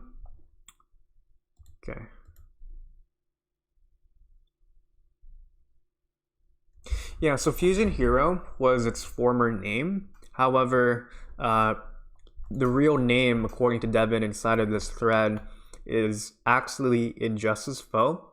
Here he has Croc's strength, he has Van Halen's wig, and it appears to me that's what this world boss is going to do. That's interesting. And the Column Colossus, he looks like he's going to appear at Mount Everest if they ever do add in a brand new area for FusionFall Retro. That's really cool. Definitely gives a lot more insight to the future world boss video that I have planned and I'm creating behind the scenes. That's really cool. Cool. These areas include Monster Island from the Powerpuff Girls, which was going to be the location of Argos and the mother of all Blowfish. He will be filming his cryptid show there with the Blowfish as his elusive monsters. Obviously, they won't be exactly integrating this into FusionFall Legacy, but it is still considering that Argos will basically have his original intended storyline of filming Weird World with Muscle Man and High Five Ghosts added in for good measure. Now, for where they are, I wouldn't say it is definitely Monster Island, but it is still a good guess considering the plans from the original game. And we had this in the previous live stream, we had this unlisted video. I think I downloaded the video somewhere. Yes, this one right here. Open link in browser. This one is unlisted. If you want to go access it yourself, you can pause the live stream right now and insert this link. It like when I watched it for the first time, I was really amazed with how much information that I've yet to learn. So FusionFall Legacy. In this video, they were showing these unused ideas that were going to be included inside of the original FusionFall. So we have this Star Trek kind of look. We have this city of lost children, which was eventually going to be like the Skull Rock or Monster Island, which we covered in I think part 3 of the live stream or part 4. Yeah, it was part 3. You have another one right here, inspired by the Matrix Revolutions. And we have another one called Dark Crystal. These are really cool. A lot of information is here. And it's probably unlisted because the information here is probably significantly out of date. Okay.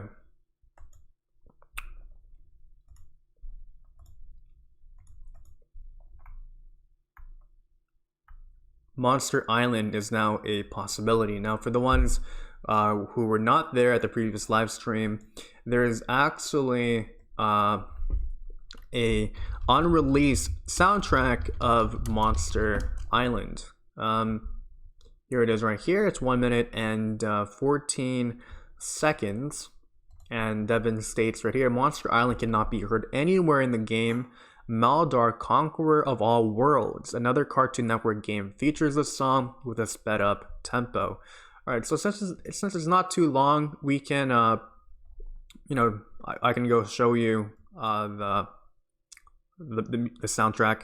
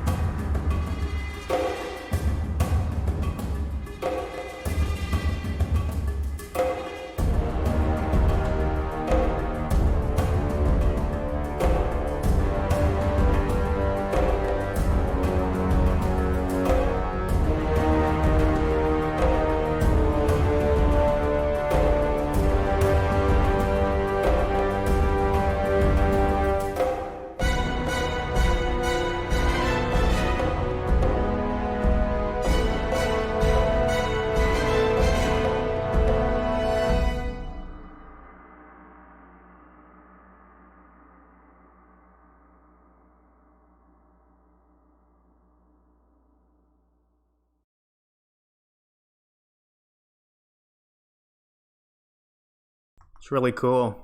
Really nice. You can go check that out. Just type in FusionFall Monster Island. Really nice. And fun fact, the average length of the soundtrack for FusionFall is roughly 1.5 minutes. I asked Devin about this. FusionFall soundtrack, and if you really wanted to listen to all the music, Devin, the developer, has it all here. 54 videos. Yeah, I asked him. He stated like the rough average length of the music is roughly 1.5 minutes or 1 minute and 15 seconds. And since we're talking about music right now, I might as well talk about the music that I've been making using artificial intelligence.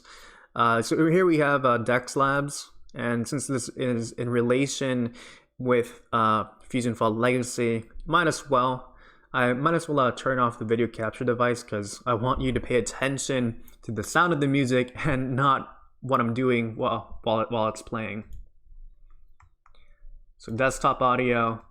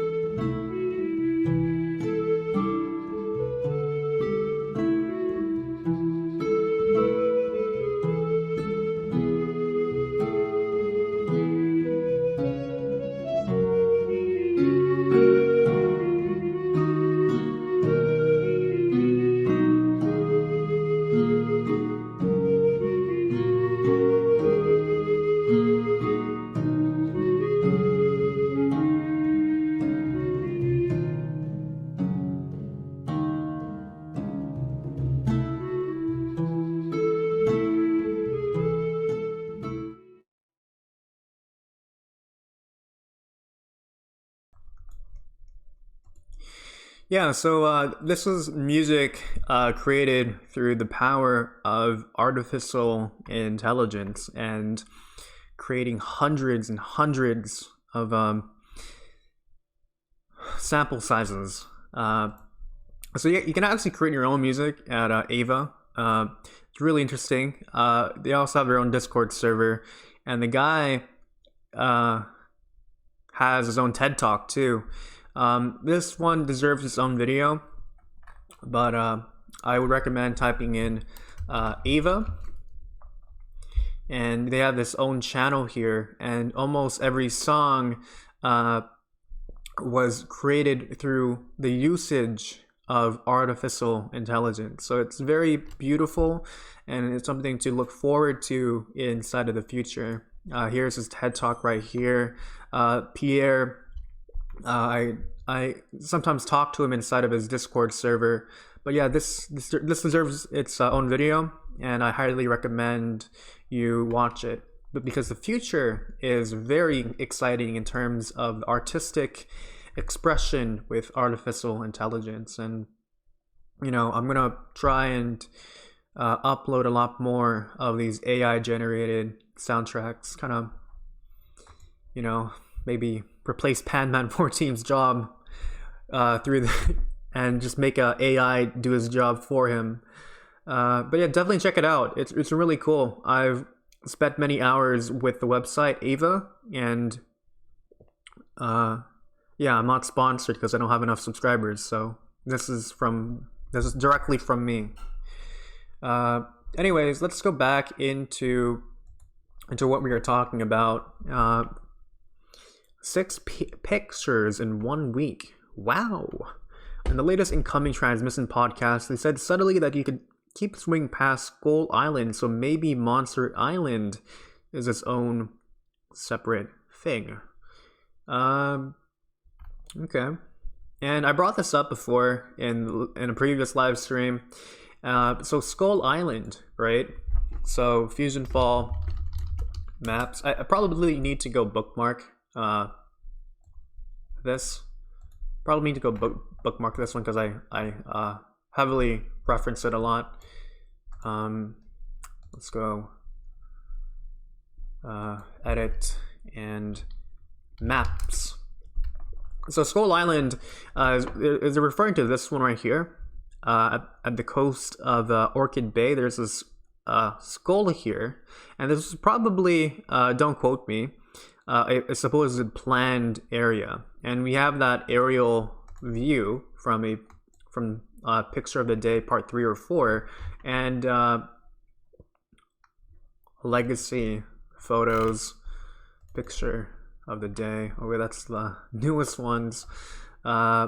Mission game. No, yeah, Picture of the Day, older Picture of the Days, and where is it? Where's that aerial view? Here is that aerial view. So here we have Orchid Bay as well.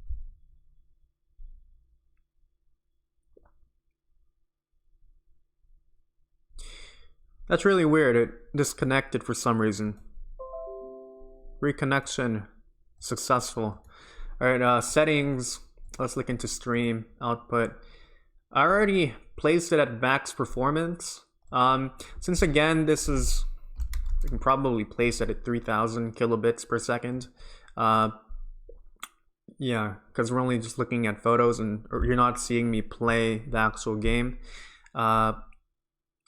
If any Legacy developers are watching this, I would definitely love to go try out Legacy in the pre-alpha version. I'll even sign a non-disclosure agreement. Okay, what was I talking about? Yeah, we were talking about Skull Rock and this part right here, and they've implemented it. Now, if you were to go to this area inside of the game right now, you're going to find nothing.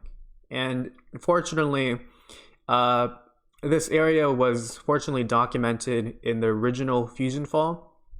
So let's go search it up. FusionFall Skull Island. There's nothing there, which is very kind of anticlimactic. And then, yeah, this one right here was posted on April 2nd, 2012, but it's been here for a very long time. As you can see, he's literally at where it's located here, and open the map.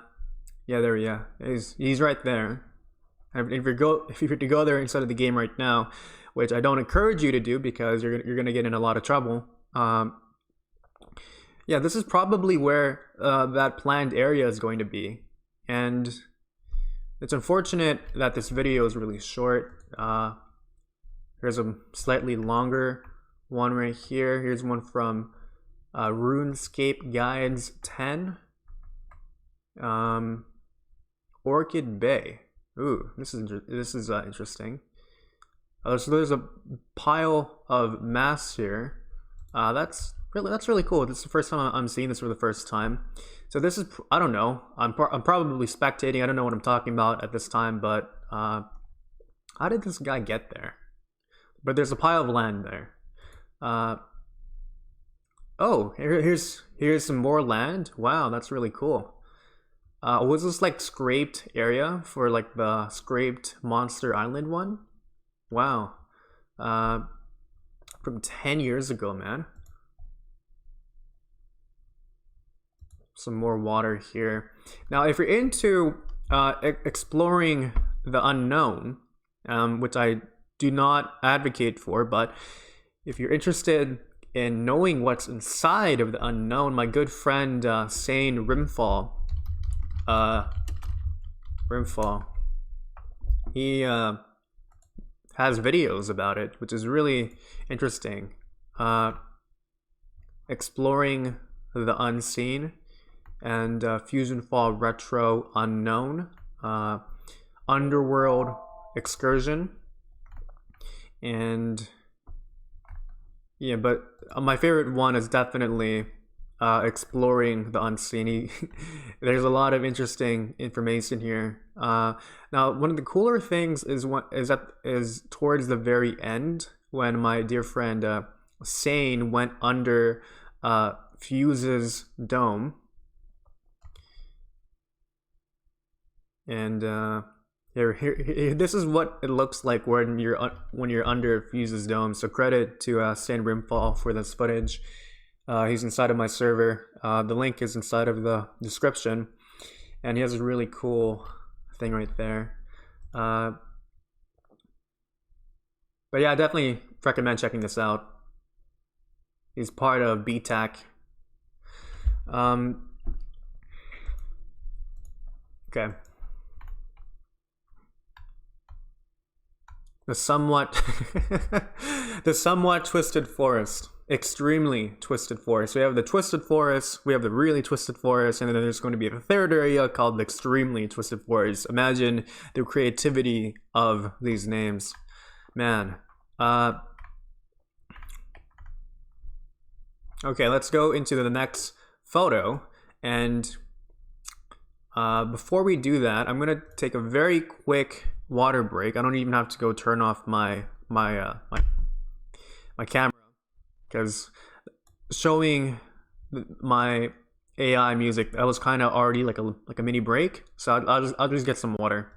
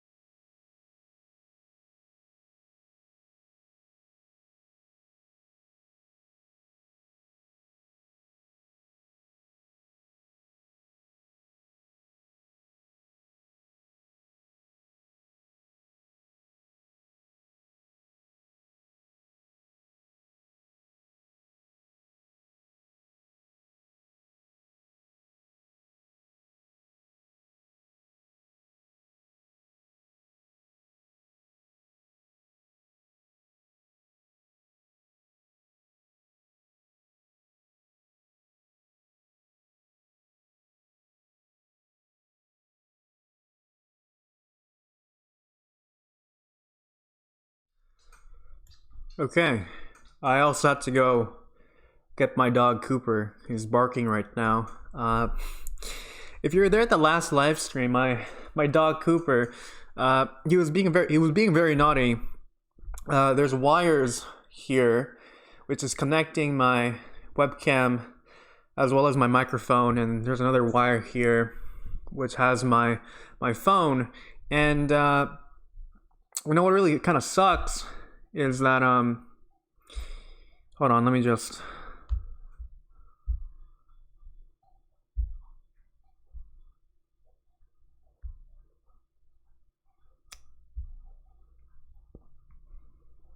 What really kind of sucks is that if he goes nearby here, it has a good probability of the wires and the equipment falling.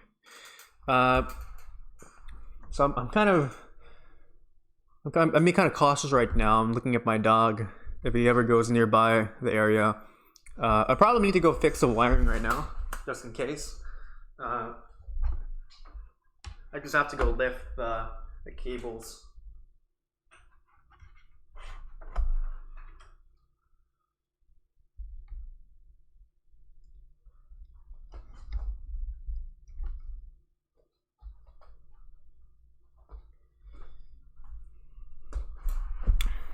Okay, I've lifted the cables, so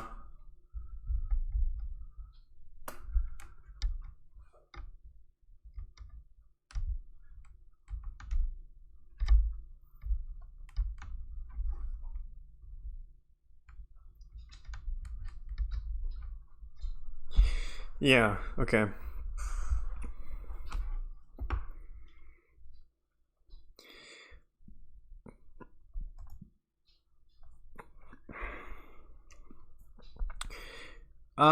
Let's go start the next timer. 1 hour. Okay, Soundman, Weird World. Man, we're not even close to being done with this one. We're going really slow. Witness reports, Weird World. Is it this one? Nope, not that one. Weird World. Okay, yeah, it's definitely this one. Okay, here's the next photo. And again, going back to the Thanksgiving mission, you would think this is a blowfish monster. What is the strange monster? Witnesses who encountered it claim that the beast is some form of anthropomorphic fish-like creature. 7 pictures in 1 week. 7 pictures in 1 week. Okay. It really is literally picture of the day. Yeah, people are thinking about that. They think it's this blowfish monster, which was also, you know, revealed to be,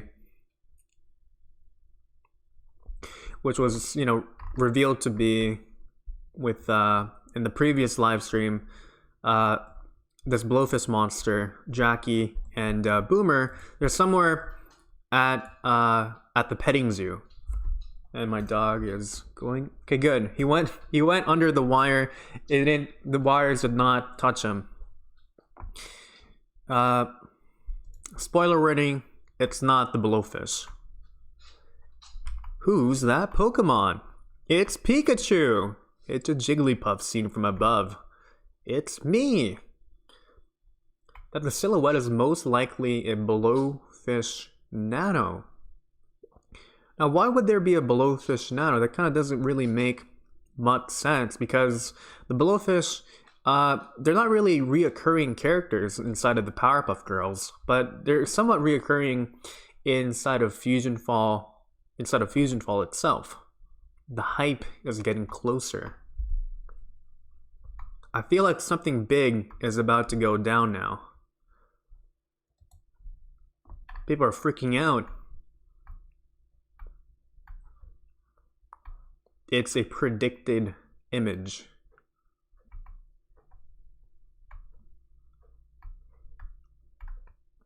Who's that poke? It's Quillfish. And for one, these, I think he appeared in like Generation 3 with Pokemon Ruby, Sapphire, and Emerald. Great. Okay. Okay, I don't really want to spoil too much.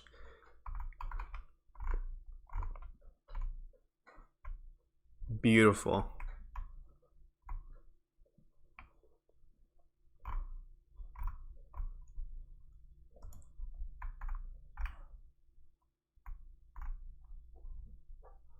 I don't want to click on that. Might be for copyright. A blowfish, which is the mother blowfish, a new fish-like fusion monster or boss, or Darwin, or his fusion for that matter, no pun intended. Okay. Witness reports. Okay, this is the time where we go into the next chapter of the TV stuff. Interview City Hall.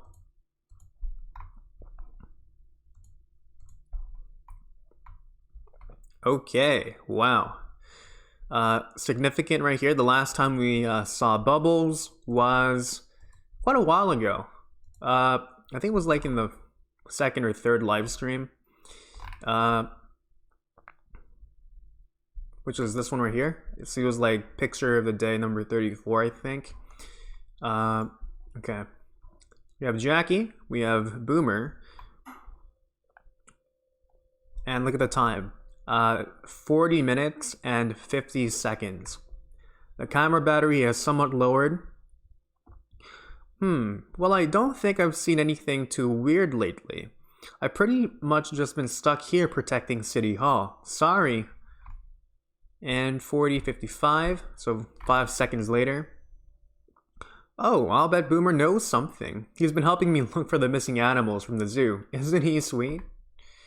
Oh yeah, Jackie and I, we saw a fish guy. He was like, oh, okay, good. There's actually some sort of continuity. So I suppose it's kind of like a required viewing of the Blowfish arc. I think that was part 4 or 3. But you don't have to watch the video. You can just go to those images. We saw like an orange blowfish guy, I guess. He didn't seem that bad. We were trying to find the animals and we saw tracks and there it was. We followed the tracks. Remember the tracks, right? Or those tracks? These tracks right here. Followed the tracks. And people were thinking that it was like some sort of duck monster.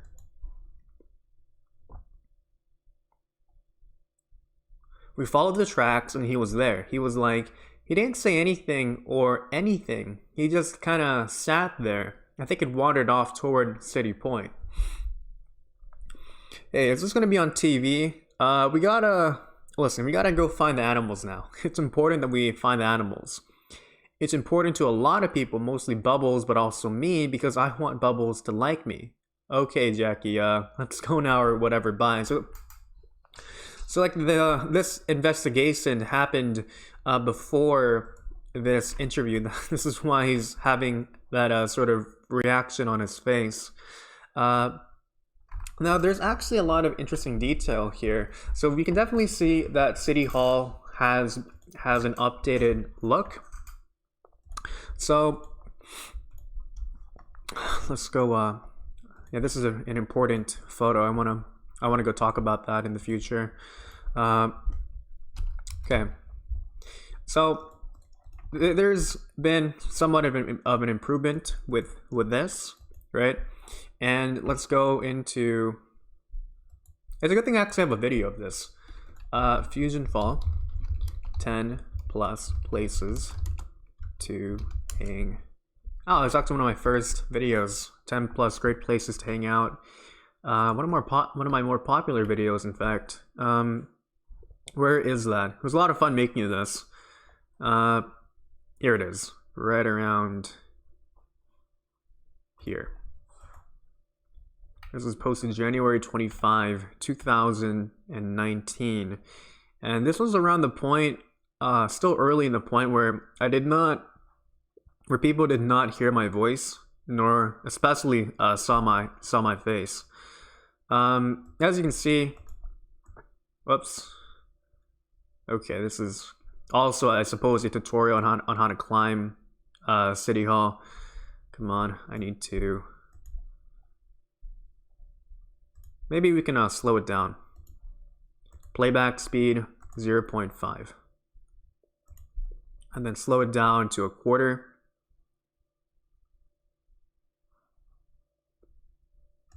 Here we go. Yeah, so this is what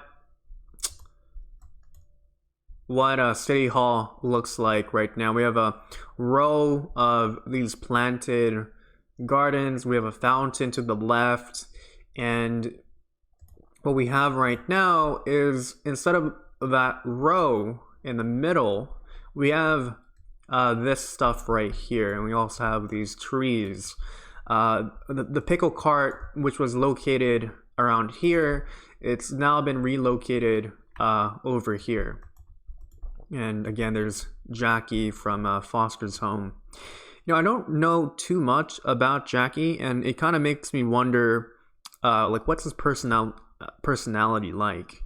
Okay, so Foster's home, Jackie Cones. What's his personality like? And he also has a pretty lengthy, it's just full of images for that one.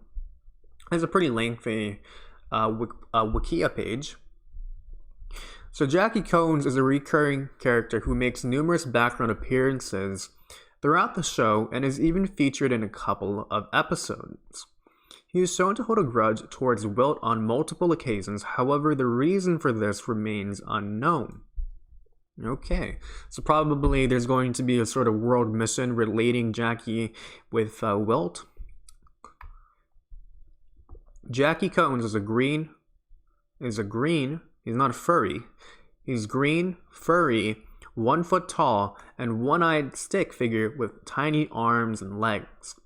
Despite his tiny stature, Jackie speaks with a very low-pitched voice. Okay, biography, love life.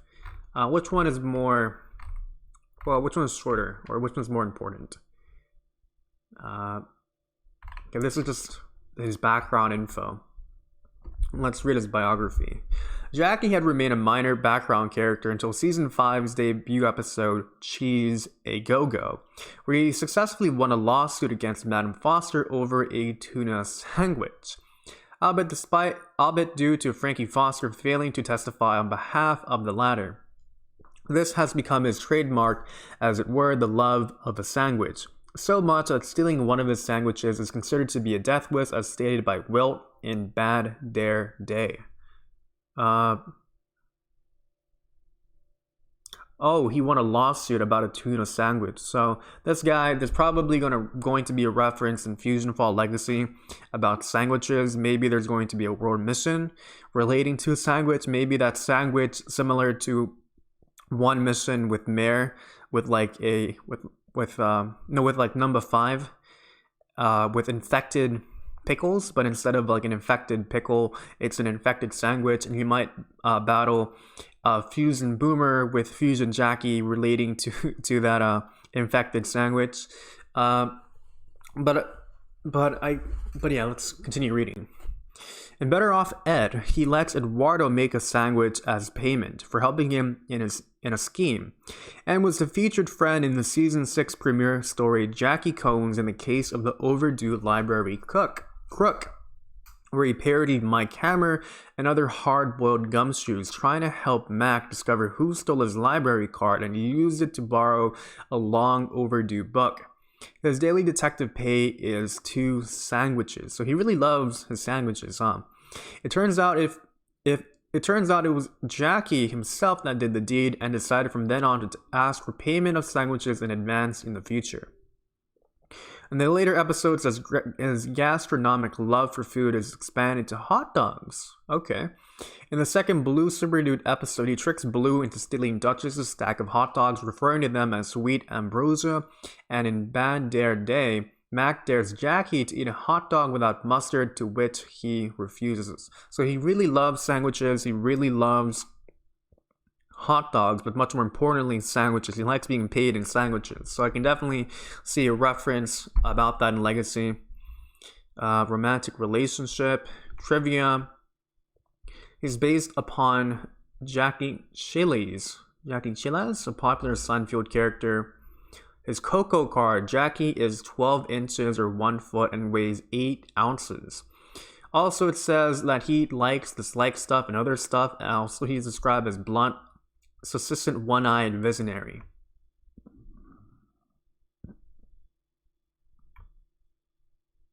He became this deep, complicated character, and a backstory was created for him. Yeah, he looks very similar to Plankton from SpongeBob SquarePants.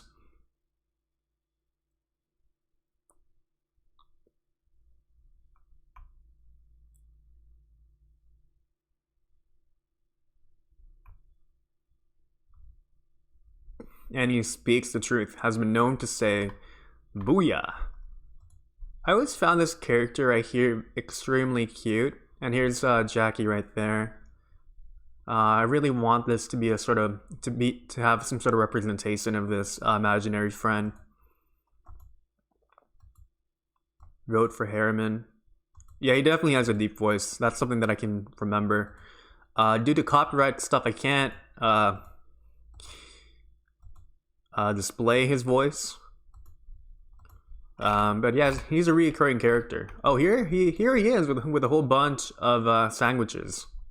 This one right here definitely reminds me of Thing 1 and Thing 2 from Dr. Seuss' Cat in the Hat. Here he is looking like a broccoli. That's really kind of funny. Yeah, this is like another really cute imaginary friend right there.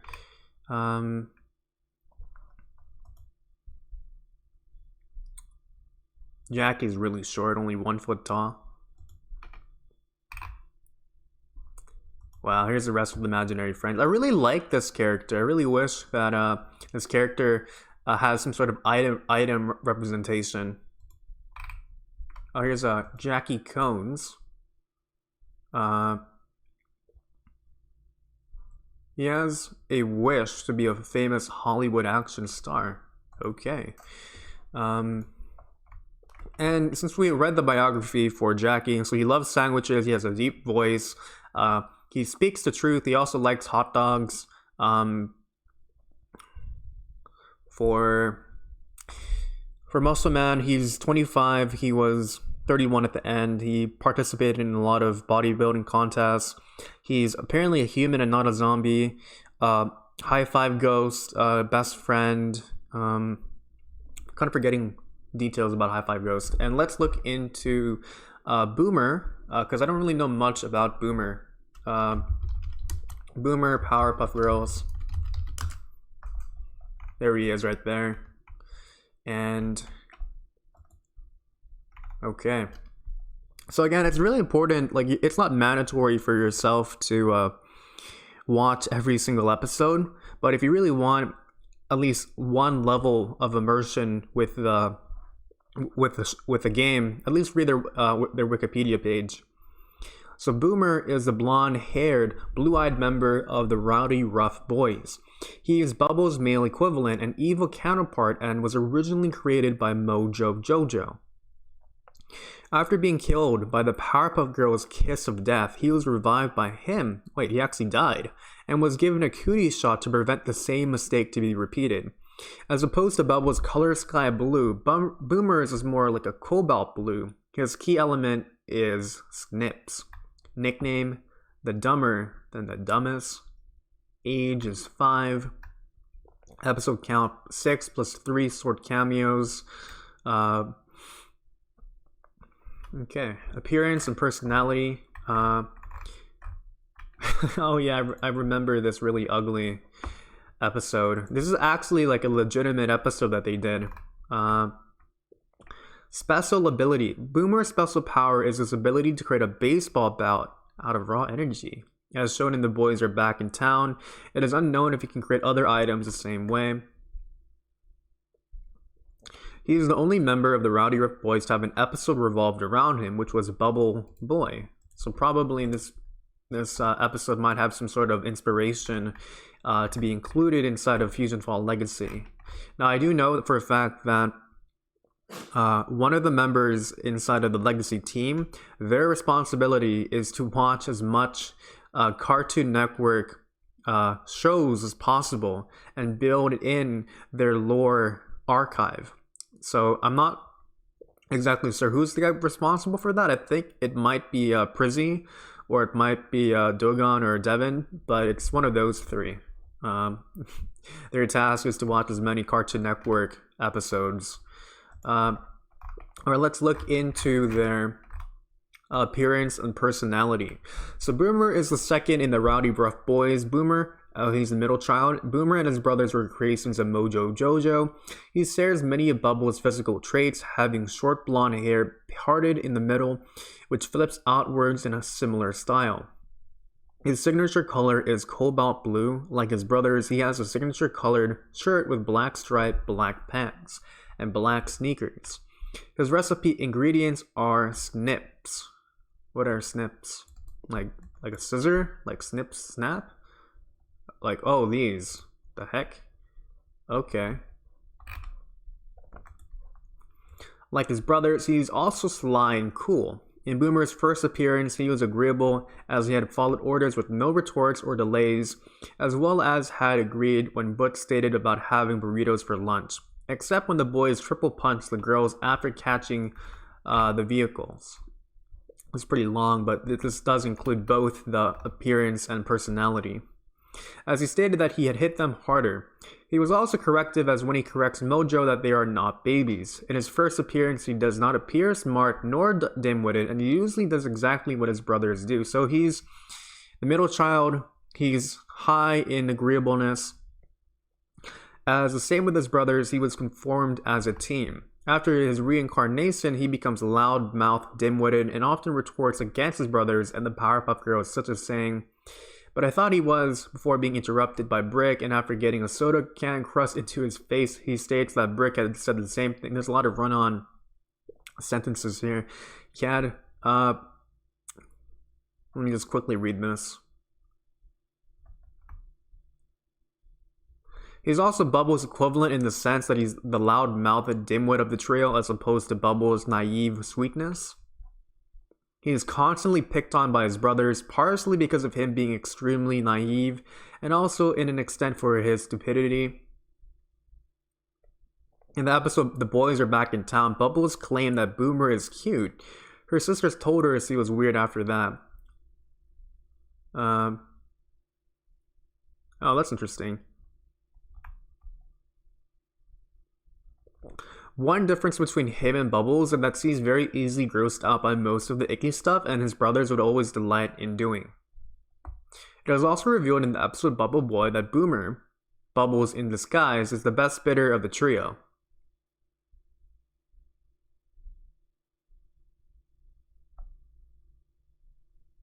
Despite being a villain, Boomer is, like Bubbles, the most polite of his, or hers, for Bubbles doesn't count in her sayings, but of the group. And also, he's also easily distracted, only to get yelled at by Brick. He seems to be similar to Snake of the Gangrene Gang, as both are frequently ordered around and punched or hit by the group leaders. So, he's definitely not the leader of the group. He's naive. He's high in agreeableness. But yeah, he's pretty much like Bubbles' counterpart. And he was made through snips, which look like this. Is kind of an odd choice for a creation item. Okay. Pickle stand at City Hall confirmed. Bubbles' new model looks perfect. Yes, yes it does. And you know, like kind of brings me back to that suggestion where, you know, like we have Burger Frenzy, right? It'd be pretty cool if you can go at like Burger Frenzy and like order an item that it goes inside of your inventory, and you actually have like a Burger Frenzy burger. Or like you go to Mr. Smoothies, which is from Ben 10, you order a smoothie, it goes inside of your inventory, and it gives you some sort of properties. Now it'll also be really cool, or kind of funny if you can also order pickles at a pickle stand, and you do a mission relating to the mayor. So where you have to go to a pickle stand and literally buy a pickle, it goes inside of your inventory, and then you give the pickle to the mayor, and then once the mission is done, the pickle is no longer there inside of your inventory.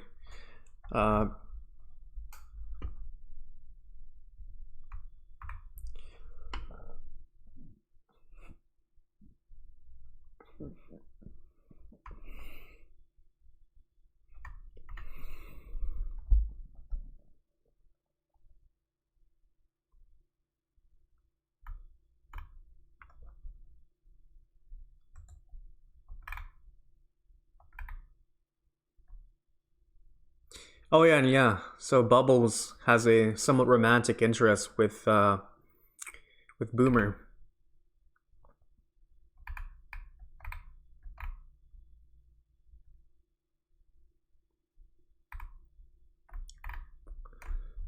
Spoiler warning or anticlimactic spoiler. Unfortunately, Benson does not appear in any of the Picture of the Days, unfortunately.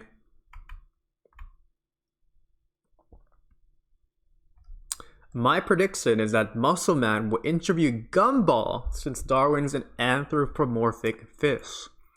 This guy is a prophet. That's exactly what they're going to go do. So, can't pronounce him. K0113 is cool. This guy is right on the money. So, November 14th, 2016, he definitely predicted that. People are thinking that it's a blowfish monster, but it's not.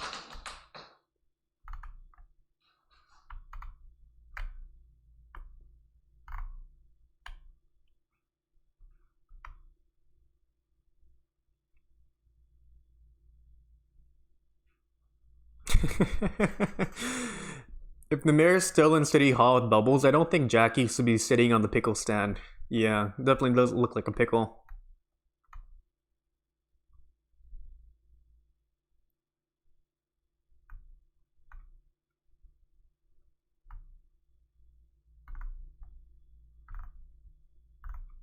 Okay, let's go to the next one.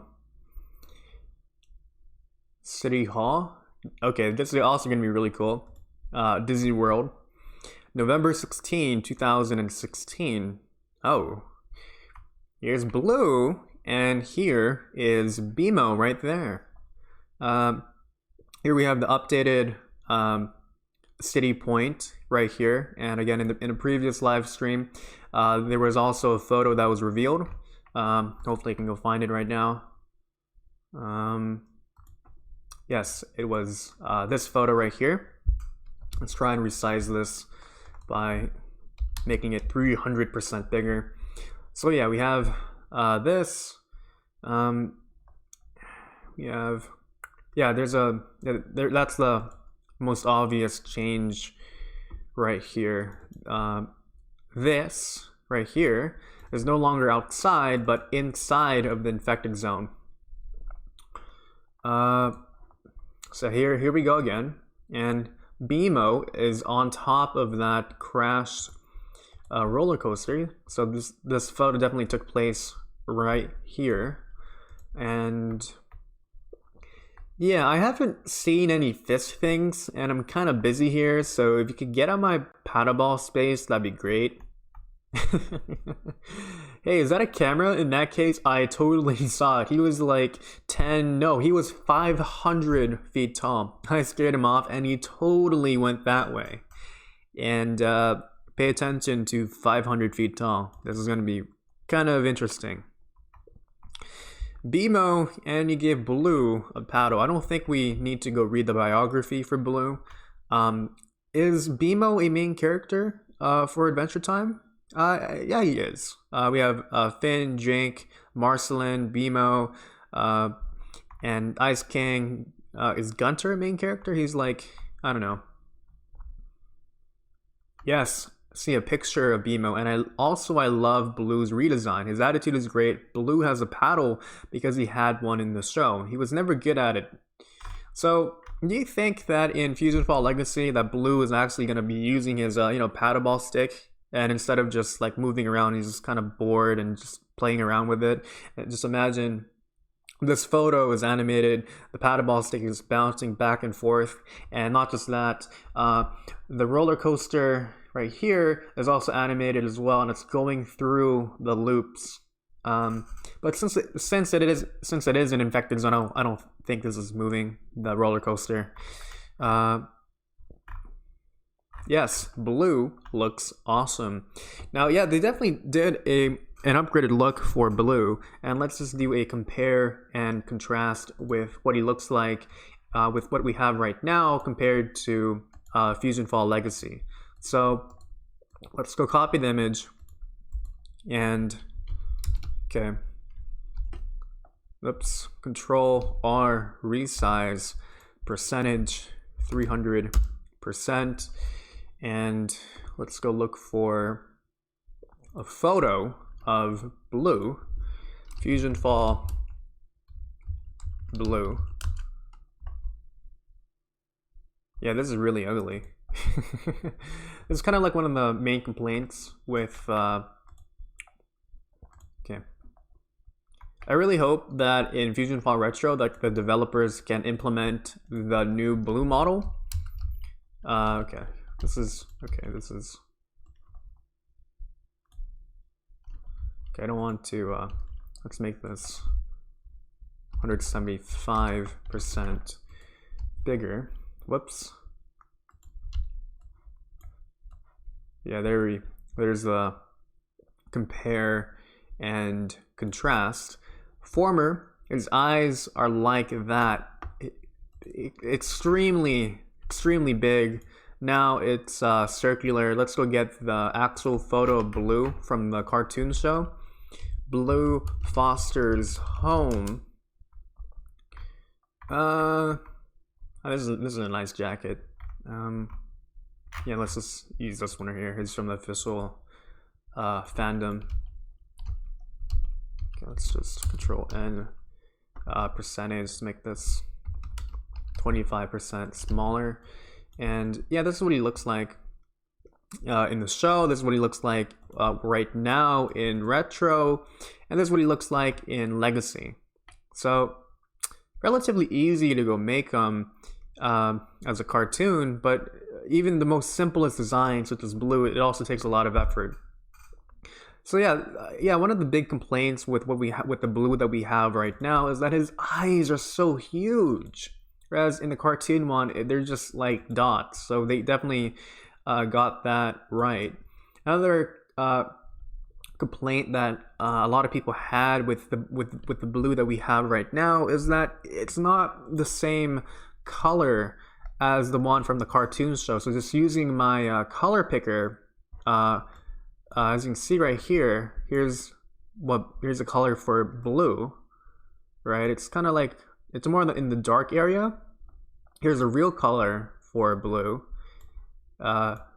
Yes, as you can see, here's Blue right there. At the very edge of the circle, here's the color Blue right here, more towards the center, and here is actually it's a lot lighter. So they definitely use a different shade of Blue compared to the cartoon, as well as for Retro and the OG. So this is a different shade of Blue, as you can see. It's very subtle, but I'm really glad that they're sticking with that. Another thing is, yeah, the eyes are the biggest improvement. The color has changed as well. Not exactly consistent with the cartoon show. And his arms, yeah, his arms have definitely changed. Like, look at the one that we have right here. his arms right here, they definitely look really weird, whereas this one looks a lot more realistic. Now, there was another photo of himself smiling. Here he is smiling with his mouth open. And let's go copy image and Control N. And let's go look into this one right here. Copy image and whoops. Okay. 1280 by whoops, nope, not that one. 1280 by 720. This is probably going to be the thumbnail for this part 5. Yeah, that's definitely distorted. Okay, let's just post this one and let's go get okay. All right. So something is that he has lines on his teeth, whereas in the cartoon he does not have lines on his teeth. And something else is that you know this stuff right here. There's that, whereas for this one, it does not have that.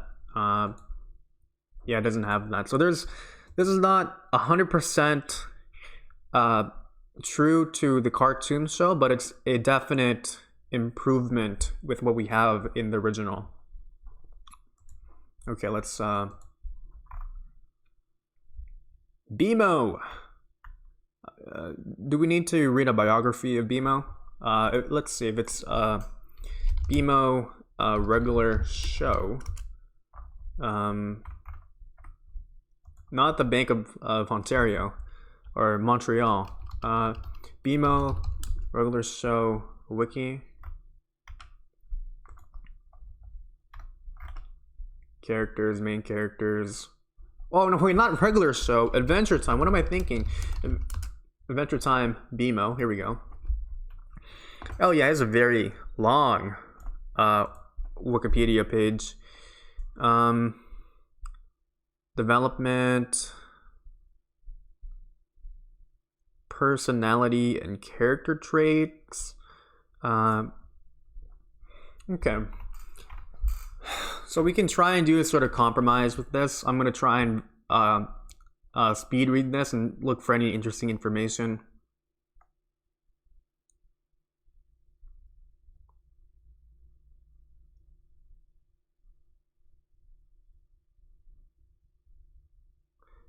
May be evidence that BMO suffers from dissociative identity disorder, otherwise known as multiple personality disorder. Okay.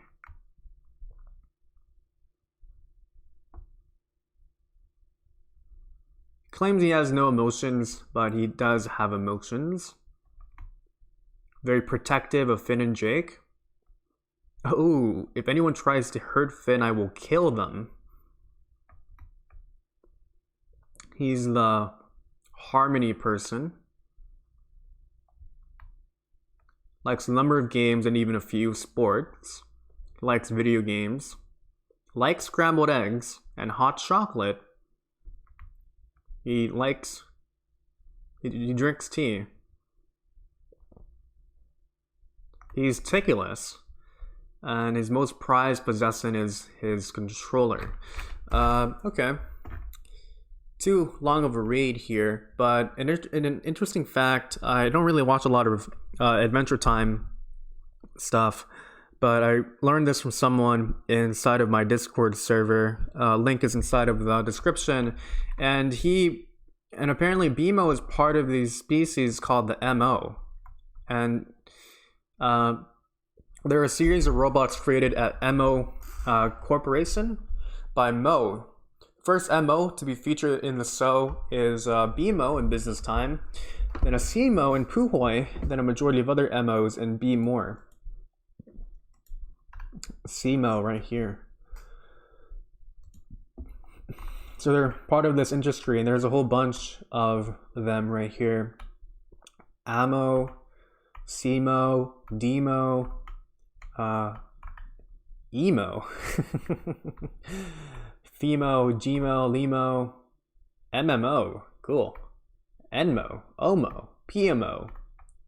So they all end with MO. Square Mo. Winter Mo? Aquatic Mo? Almo. Combination of nearly all MOs. Almost every MO. That's really cool. Some concept art. Cool. They're really cute. I really adore Adventure Time's art style. Very, very cute. Anyways, ooh, major upgrade. Unfortunately, spoilers, there's going to be a BMO backpack in Legacy. BMO has been confirmed for about a year and a half. Really? Yeah, this was not mentioned in Picture of the Day.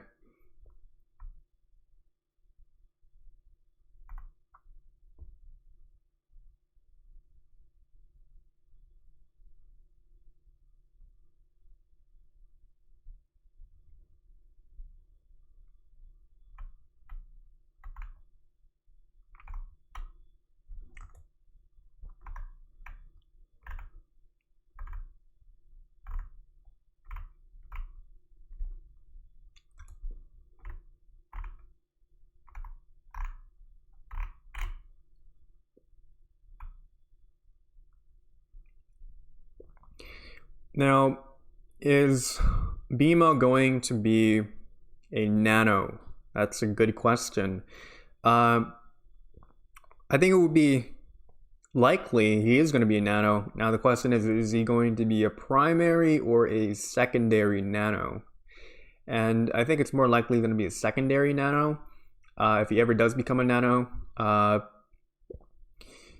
And where is BMO going to be located? It's probably, as shown here in the Picture of the Day, going to be located with Blue at a City Point.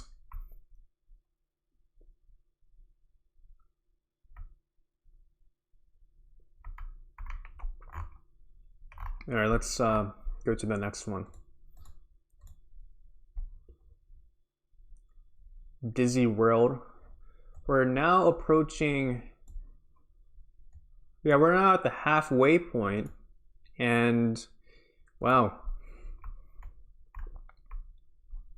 Picture of the Day, 11/13/2016. We sent our experienced, professional, and totally capable camera crew out to interview anyone who may have seen the monster. Okay. Here's the boom mic, here's the film camera. Somewhere in the background, that appears to be the aquarium, I think. Here's a trash can, it's stuck to the ground. Perhaps when you put trash inside of the trash can, it goes through that pipe and it goes directly to the garbage place, or it goes directly to Goat's junkyard. Fortunately, there's no Mordecai nor Rigby, unfortunately.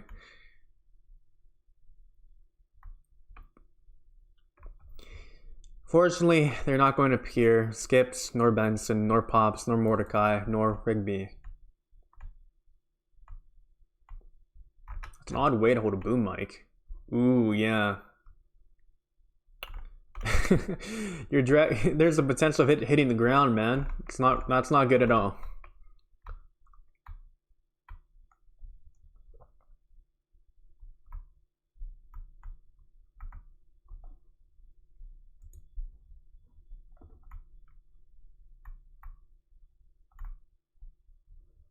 Mom.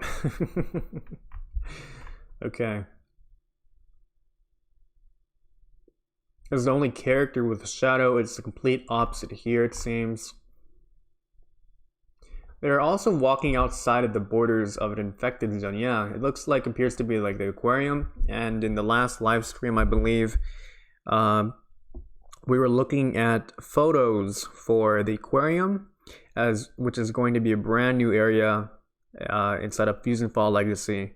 as well as the petting zoo, which is going to be another brand new area as well. They're technically not brand new because they were scraped areas from the original game before FusionFall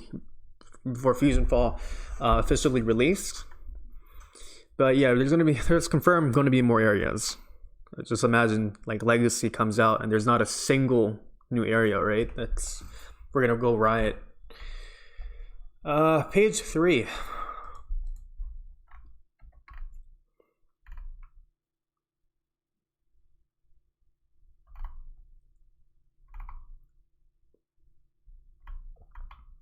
But yeah, that one guy in that one thread, he already predicted that it was going to be Gumball.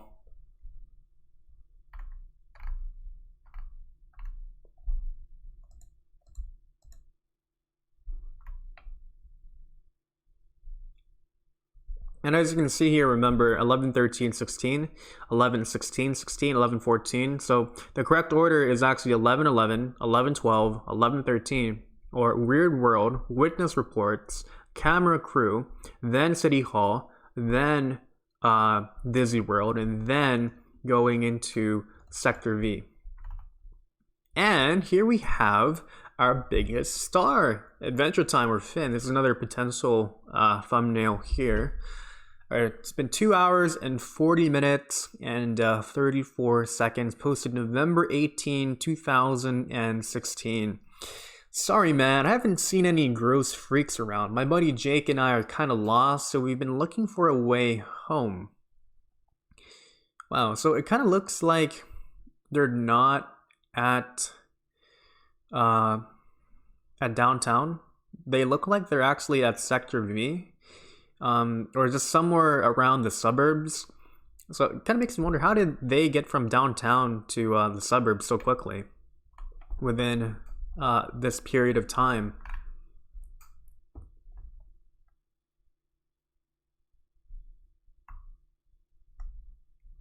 Are posted unless stated otherwise.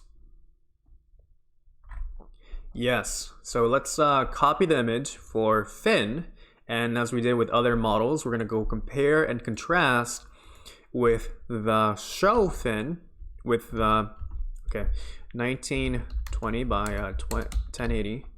Here is the show one, and let's look into FusionFall,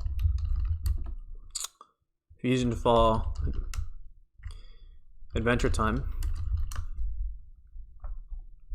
And here's Finn. And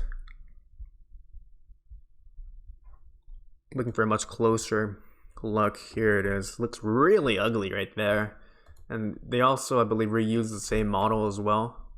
Here it is right here. Copy image. So we have, this is really warped. Okay, let's try and do our best. Here is the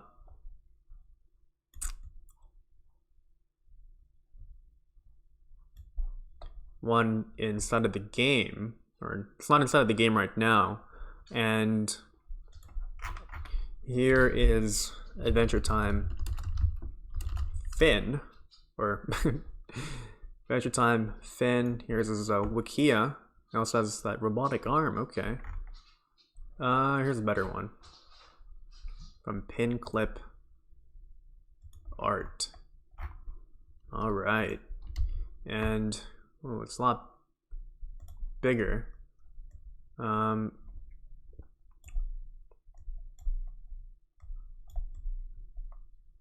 Okay, so yeah, compare and contrast. Here's the cartoon form. His eyes are just dots. Interestingly enough, they're not dots here, and they're also not dots here as well. I don't mind that. He looks a lot more human. He is a human. His arms, I don't have any complaints with the arms. But the biggest change would definitely have to be his face. Another thing here that I kind of noticed is that there's these what color is this, like brown, I think, brown on the top of his thing, and that wasn't there, unless I don't really watch a lot of Adventure Time, so probably he got that later on. His backpack, another change here is that here's his backpack, right?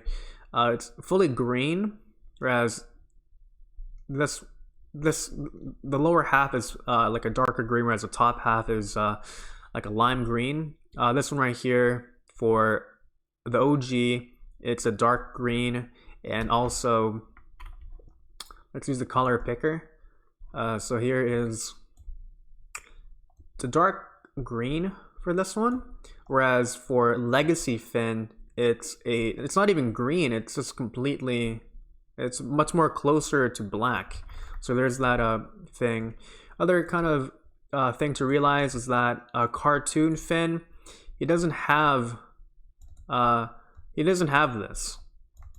This one, he doesn't have that. He also has 3 teeth. Looks like he doesn't have a full set of teeth. Yeah, we're just nitpicking stuff, but yeah, they did a really great job with the updated model for FusionFall Legacy. I'm not complaining that it's bad. I'm just kind of noticing the compare and contrast. It looks amazing.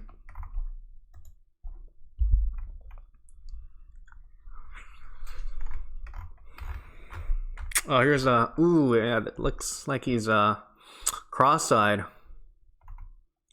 And I always found it kind of odd that the Ice Kingdom, or the Ice King's place, was located nearby Orchid Bay.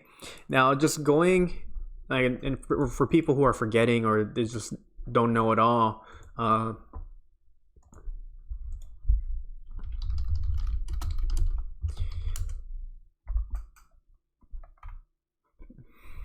this guy right here.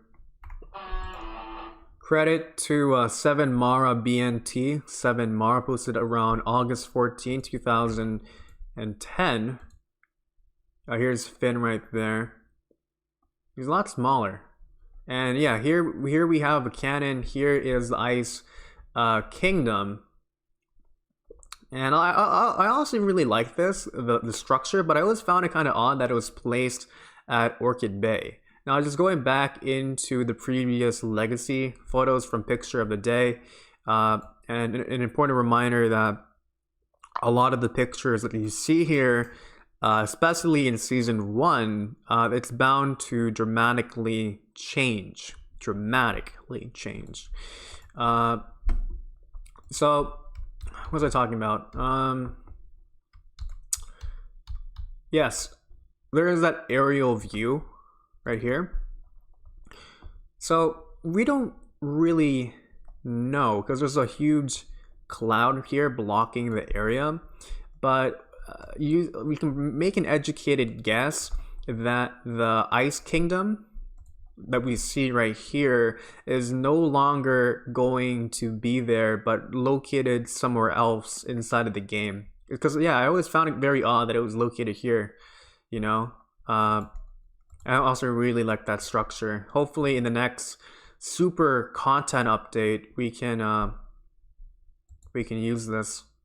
And I also really like how where you can go all the way down.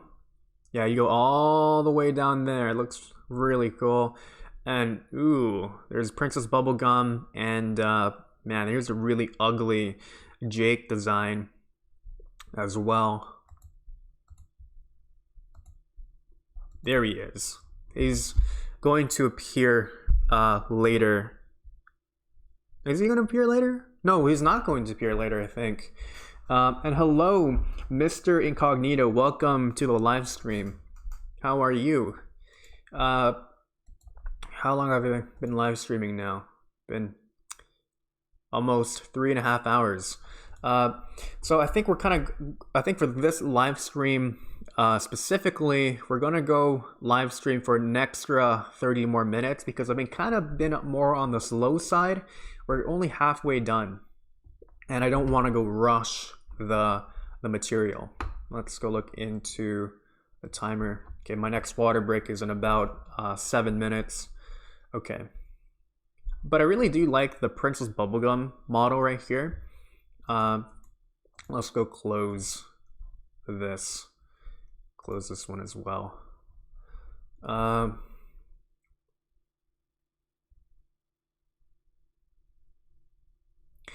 What am I talking about? I was talking about thin, and let's go close this as well.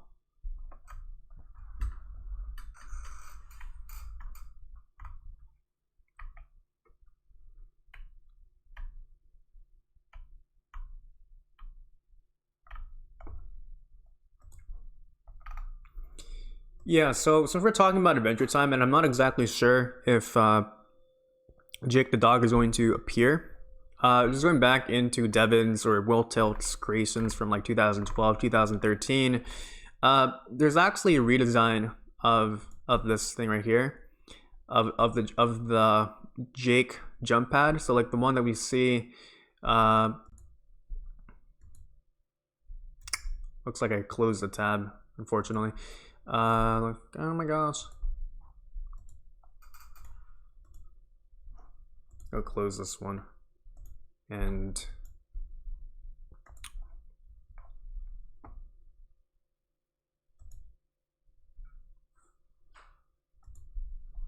yeah, Sector V. So yeah, here's a photo of a potential remodel of the Jake jump pad, and it actually appeared in a video. Let me just go bring out that video, but first let me just turn off the display capture, and let me go look for the file somewhere in my computer.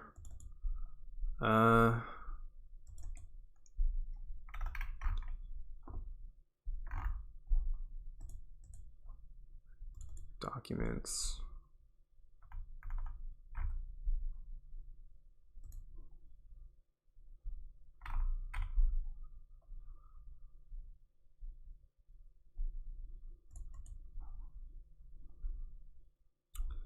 .4K video downloader, preferences, connection.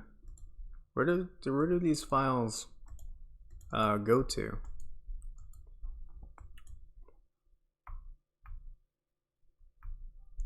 Hide and seek announcement. No, that's not the one. I have an idea.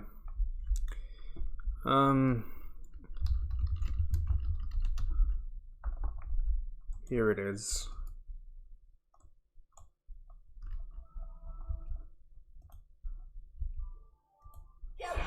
Okay.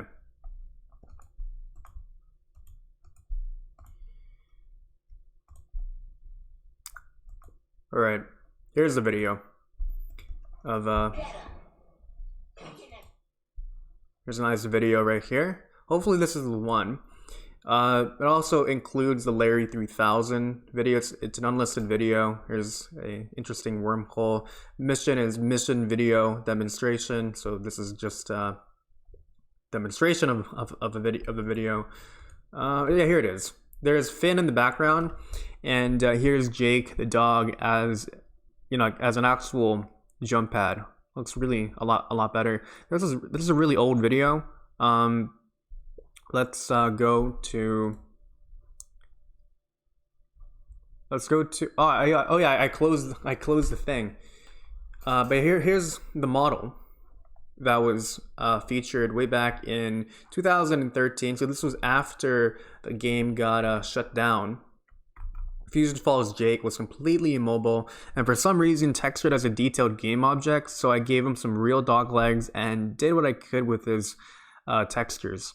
This model is a jump pad version of Jake, intended for use where Jake turns into a jump pad, much like inside of the ice castle. So let me just go and look for that YouTube FusionFall Ice Castle. And my good friend Sane made a funny video about Jake the dog. It's short enough, so I might as well include it inside of this live stream. Where is it? Yeah, this jump pad right here, right there, it looks really ugly. And once you go on top of them, you go directly up. You directly go back up, and here's like that secret. There's a toad right there as well. Yep, and here's Jake. He's just staring into yourself. So I'm really glad that there's going to be. Yep, and he cuts it off. That's really kind of unfortunate. Okay. But yeah, we can probably assume that the Ice Kingdom is not going to be here for FusionFall Legacy. It's going to be relocated. And here's some other models from Devin from way back when. See all of them. And here's the Standing Jake model, which is definitely a lot better. And this is posted on December 4, 2013. Looks a lot better. And here he is long-legged Jake. So we can expect to probably see that. And here he is just sitting down as an actual dog. And interestingly enough, since we're talking about Adventure Time, here is Fiona as a model, as well as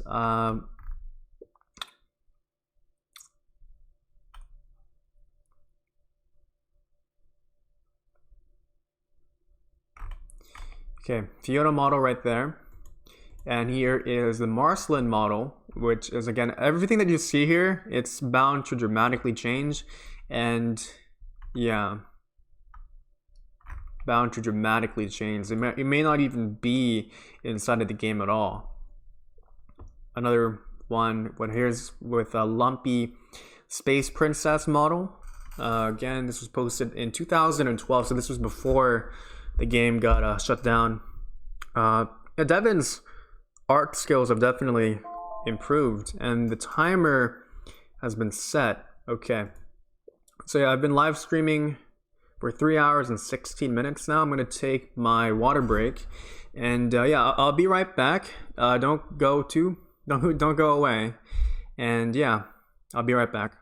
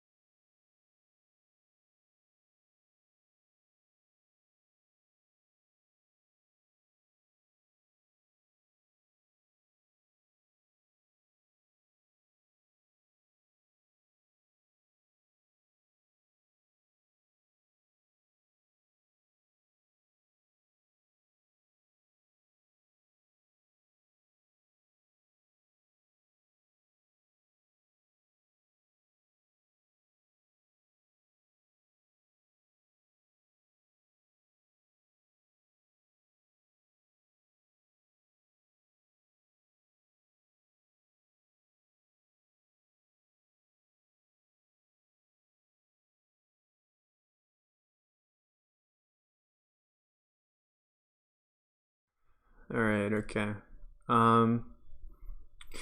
Technically, these live streams are not 3.5 hours long because we have these breaks, right? How much more do I have to do to be on track? Duplicate. Interview sector V. Peach Creek 1, 2, 3, 4, 5, 6, 7, 8, 9. Assuming 5 minutes per photo. Okay, we can probably extend this to roughly 4 hours. Because I want to do at least 20 photos per live stream.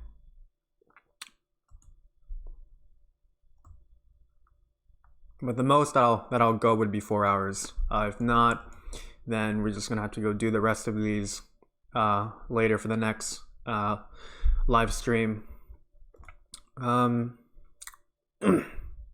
Okay.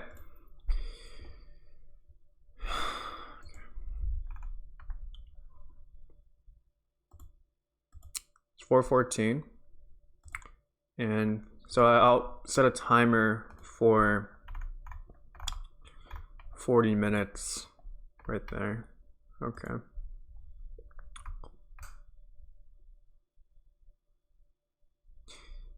His hands should be smaller, his mouth should be slightly lower, and his skin should be a tad bit darker. Aside from that, the remodel looks great. Those are 3 slight modifications. I wonder if this may be their location in the final game. Like, I know Picture of the Days are staged, but it is still something to think about. Yeah, so just because these characters are shown within these locations does not necessarily mean they're going to be located there at all. An example of this would have to be with Boomer and Jackie. Now, in the previous live stream or the one before that, they were shown exploring the Townsville Zoo, or like the petting zoo. Like, does that indicate that they're going to be placed there? Probably. And now in this live stream, we see a photo of them. We see a photo of them at City Hall. So they're like, just because they're at that location doesn't necessarily mean they're going to be there for Legacy. And again, everything that you see here is bound to dramatically change.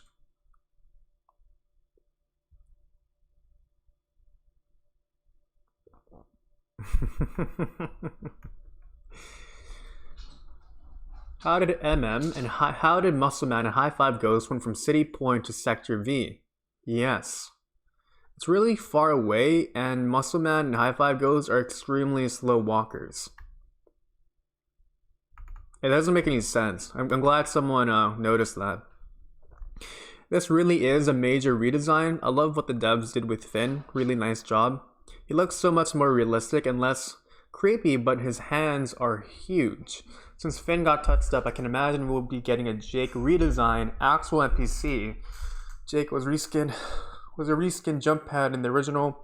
Looking forward to the next picture of the day.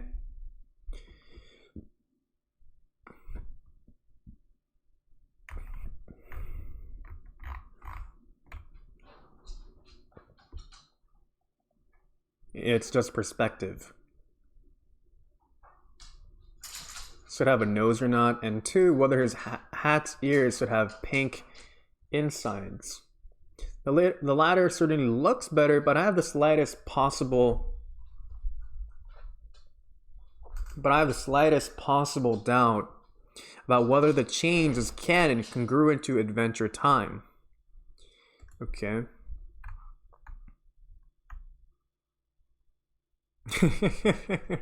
As there's a curved road in the background. Yeah, reminder to that picture of the day. People, that was kind of funny. Where is it? Yeah, this one right here. Ironically, there's not a single curved road inside of the game that we have right now. So it's pretty funny that we have one right now. for Legacy. Oh, here's his official art in the game. Okay, so yeah, that does make sense. He has that. Okay.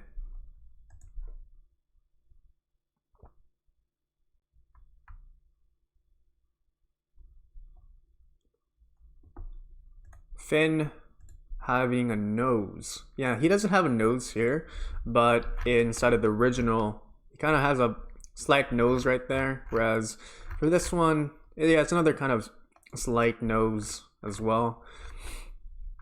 You know, it kind of looks like a hole. You know, like an actual hole, or like a spot. It's not a nose; it's a hole. I think.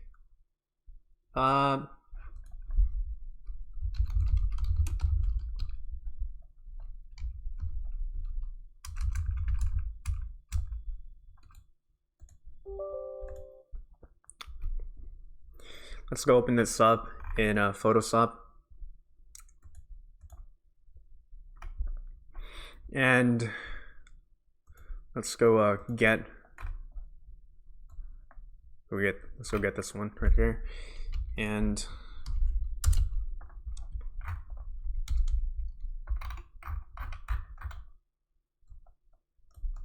right click, fill. Looks better in my opinion. Looks definitely looks better. It doesn't have a nose inside of the game.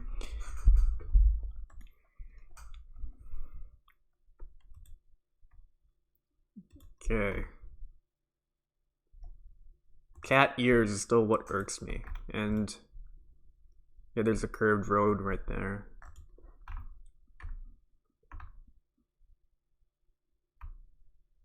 Yeah, he never had that.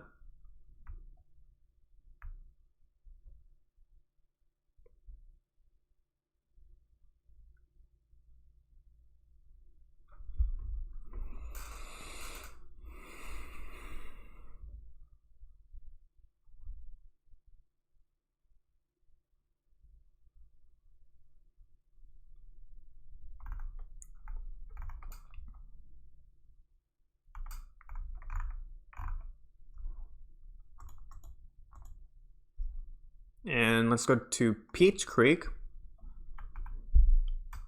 Ooh, who's this? It's been 3 hours and 5 minutes and 15 seconds. Yo, check it out. There's a guy we can interview. Hey, bro, wait up. Whoa, I think for the thumbnail of this one, it's not just going to be one photo, but it's going to be a collage of faces.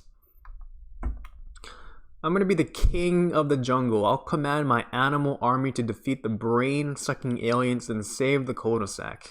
Okay.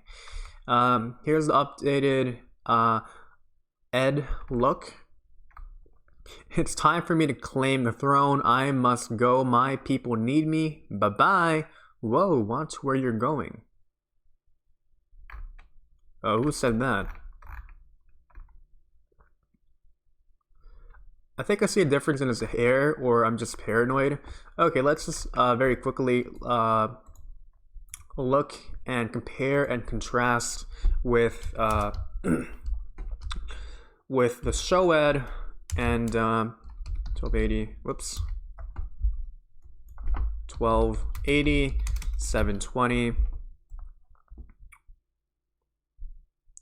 Here's the legacy design.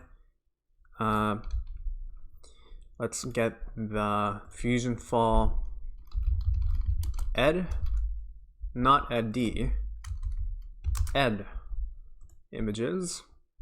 And ooh, this is a nice one right there. That one is just fan art. We need a much more close look of Ed, but I guess this one works. Here we go. This is good.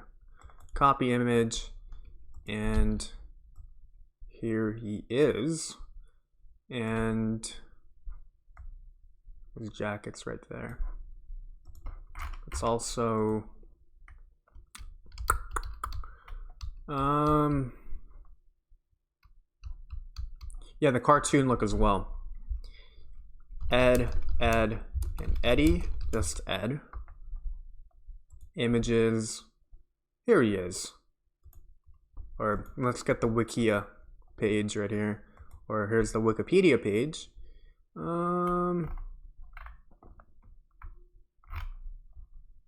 Yeah, this is his Wikipedia page right here. This is the one being used. Okay, yeah, we can use that one. And keep canvas size. Okay, so it only shows his head, so you can only really show what's going on here. Can't really tell too much about his jacket. His shirt, I can't really tell. His eyebrows. His eyebrows look like that. His hair have spikes. There's a lot more spikes here. And for Legacy, it's a similar amount of spikes as well. Let's look into his nose. Did his nose get updated? Definitely his mouth.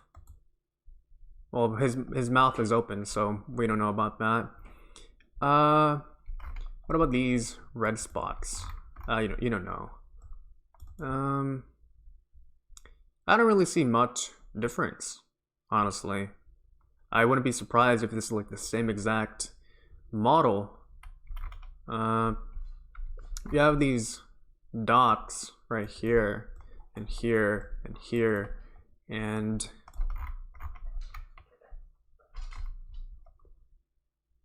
yeah, there's not much. I can't, I'm having a hard time looking for stuff.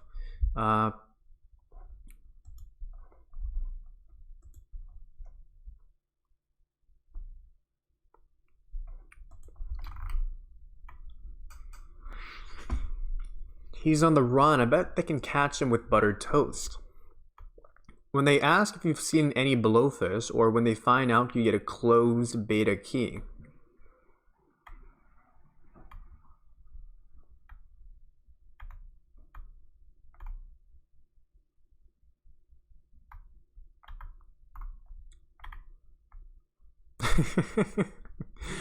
This can definitely work as a meme format. This definitely took a lot of effort to go do that one as a meme format.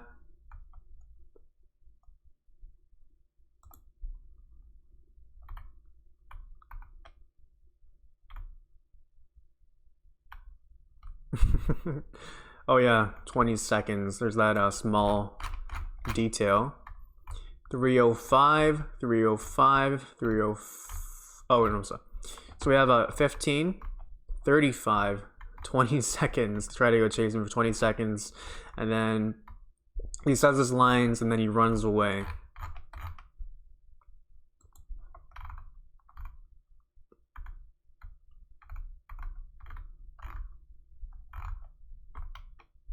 Be really nice if you can have this outfit inside of the game, and I recall this outfit was inside of the calling all designers thread.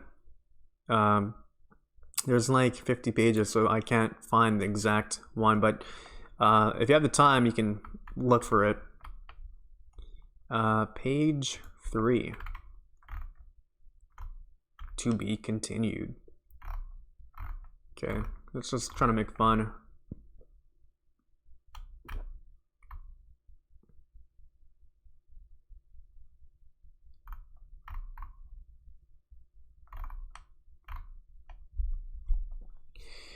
Now, speaking about Ed, it makes me wonder how they're going to... Oh, the JoJo reference. Speaking about Ed, it makes me kind of wonder how they're going to...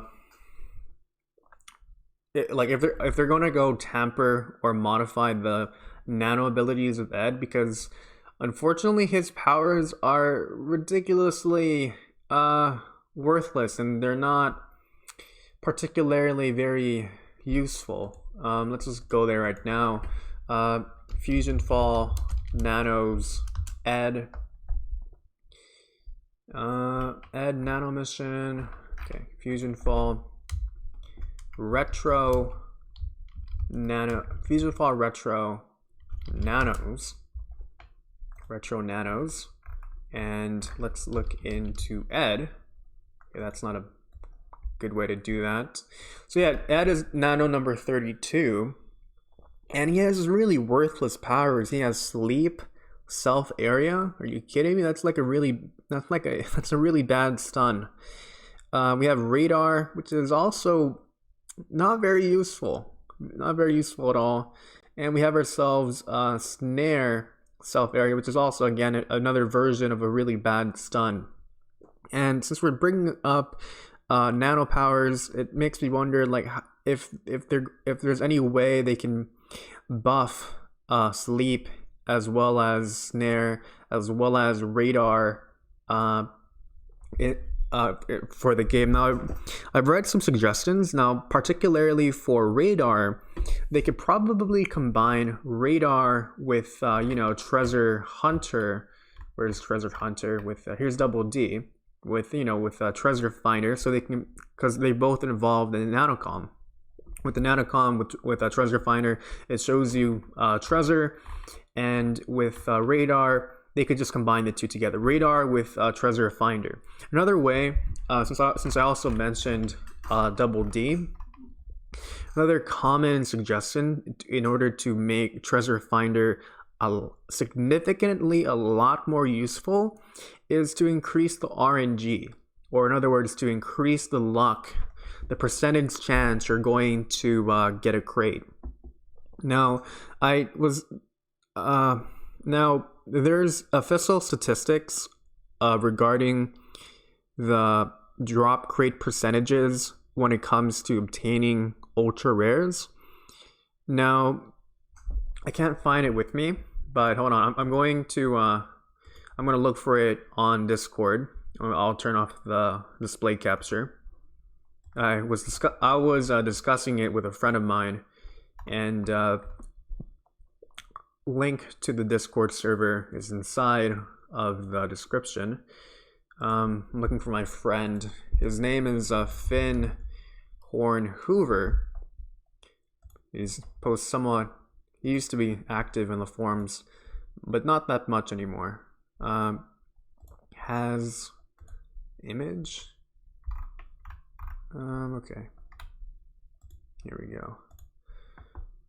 Let me just open original.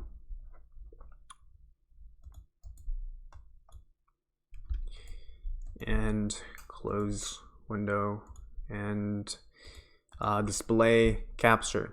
Okay. So when the Solomon hat was first introduced, Devin was giving out statistics for crate drop percentages. Now,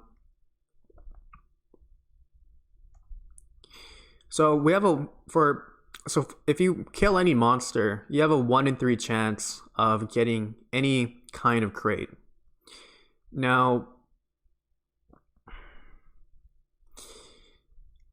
in order for yourself to get a gold crate, you have a 1 in 20 chance. So in other words, 3 times 20 is 60. So you have a 1 in 60 chance to go get yourself a crate that drops a gold crate. And then when you open that crate, you have a 1 in 240 chance for yourself to get a ultra rare. You have a 0.00416 repeating chance of getting an ultra rare inside of a gold crate. Now for gray crates, interestingly enough, again, it's the same thing. You have a 1/3 chance for receiving any kind of crate. And then you have a 1.5 chance, so a 50% chance of getting a gray crate. That's why when you go grinding, you receive far more gray crates than obviously gold crates. You have a 10 times difference, 1 in 20 versus 1 in 1.5. And then inside of that gray crate, you have a 1 in 100 to actually get yourself a standard ultra rare. Now, people are having a form of confirmation bias. They're stating that, I get all of my ultra rares much more commonly from gray crates. Now, probably the reason why that's happening is because you're getting far more gray crates than gold crates. If you were to have an entire inventory of gold crates, you have a much more likely chance of obtaining gold crates. And I was the individual who popularized grinding to the point where you have a full inventory of gold crates, and people started trying to go beyond me. But FusionFall Legendary grinding results, oh wow, already has 1K. That's really nice. So I have 3 videos. The first one was the Galactic Blade. Second one was Ghastly Growths, and here's the one with Shrunken Heads. This Shrunken Heads one, that I still have a trauma attack for this. Here's like a sped up version of the Ghastly Growths one. Yeah, so let's just go to the very... Actually, no. Okay, here's the very end. So I have 50 gold crates. Here's Plumber Infinity, my main character, and this definitely took a very, very long time. It took more than 10 hours. Here's our first ultra rare, purple bio or rocket cannon. Another purple bio, second, third tech camo pants, fifth asteroid cutlass. Okay, so as you can see, there's a lot of ultra rares from just a bunch of this. You get a lot of them, and especially if the drop pool, such as particularly the Ghastly Growths, drop a lot of ultra rares, so you have a much higher chance of that. But just going back to what I was saying right here, and regarding like Treasure Hunter, I think one way that they can definitely bump up the stats for Treasure Hunter is to instead of making it 1 in 3 chance for any crate drop, you could probably make it not okay. If you make it 1.5, that's going to be OP. But they can just basically try and increase the odds, or is it lower the odds? Because if you have a higher number, that makes it worse. But if you lower the number, that makes it easier. So I guess if you lower the odds, so like instead of making it 1 out of 240, with Treasure Hunter or Treasure Finder, it now becomes like 1 in 180. And if you add a gumball, it becomes like 1 in 170. So it makes the RNG factor a lot easier. And if that does happen, grinding the Treasure Hunter or Treasure Finder ability is going to be an absolute must-have when it comes to collecting items. Okay, this kind of deserves its own video thing, but I honestly wish that Ed is going to have some brand new powers, because it's honestly a shame that he's one of the more popular characters within the Cartoon Network universe, and he's being given these totally worthless powers. Okay, let's go on to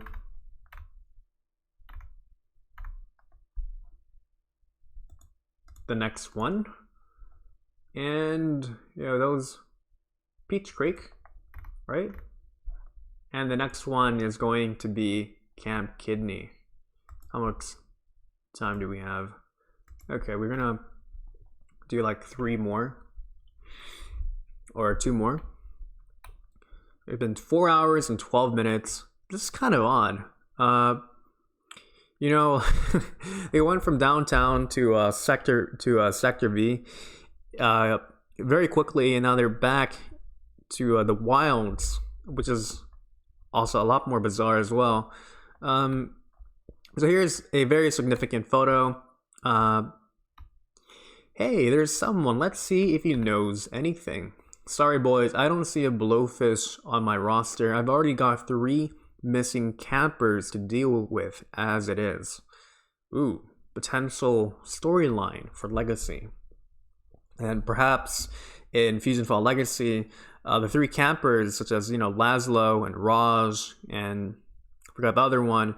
They're not going to be located at Camp Kidney, but somewhere else inside of the game.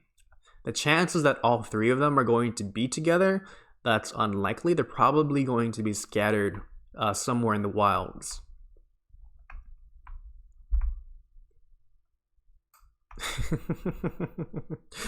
I can't believe they did that.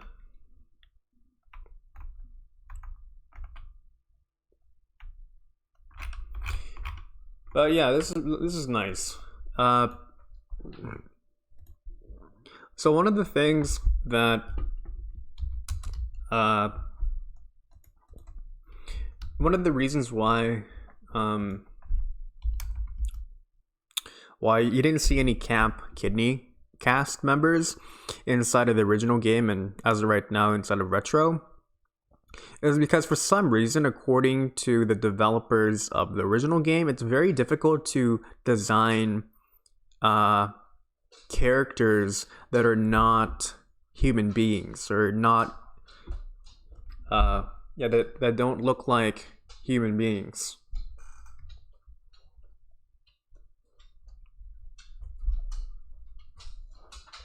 My dog is relocating himself. But yeah, I really like the outfit here. There's a tree right there, flag right there, and this definitely looks like a updated look for Camp Kidney. I'll be surprised if it's anywhere else. And yeah, we have a much closer look. There's a boom mic right there, not being professional, that Argos stated. And yes, Slinkman. So for the people who don't know who Slinkman is, he's one of the main characters of the show for Camp Lazlo. There's like three main characters. Slinkman, Camp Lazlo. Let's go read the biography. I don't want to rush the process. So he's the assistant scoutmaster to Lumpus, supporting protagonist, and the property of Camp Kidney. He's the property of Camp Kidney, and there's a scoutmaster Lumpus right here. Personality, it's pretty long. That's pretty much the entire article. Let's just read to right here. Origin, he's a property of Camp Kidney, really? So Slinkman is a banana slug, and like a real slug, Slinkman is an invertebrate organism. He knows the Bean Scout handbook cover to cover, although he seems to always read it upside down. He's shown to be loyal, kind, and obedient. Even though Slinkman is the one who basically runs Camp Kidney, he still has to answer to Scoutmaster Lumpus.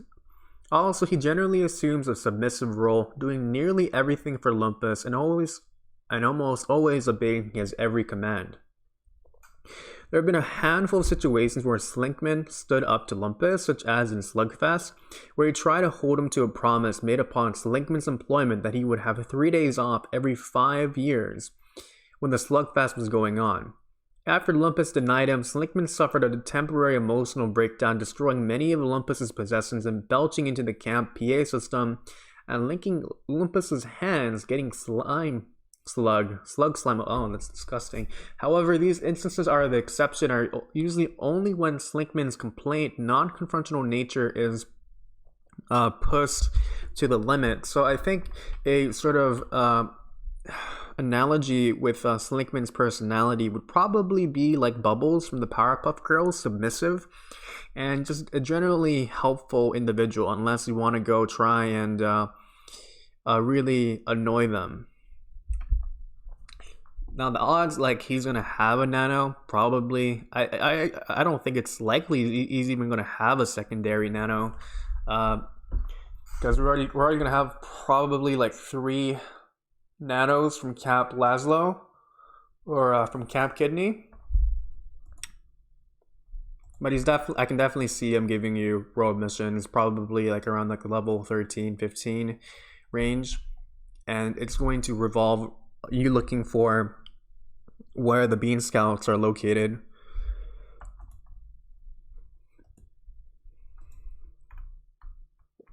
Now let's look into a compare and contrast with the show Olympus and what we have right now for FusionFall Legacy. So Camp Kidney, oh no, sorry, Slinkman, this is what he looks like. And okay.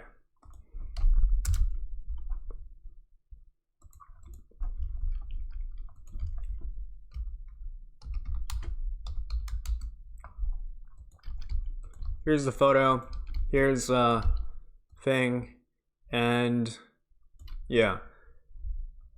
He's definitely wearing pants, that's interesting. Here's another, let's go use this photo as well. Keep canvas size, ooh.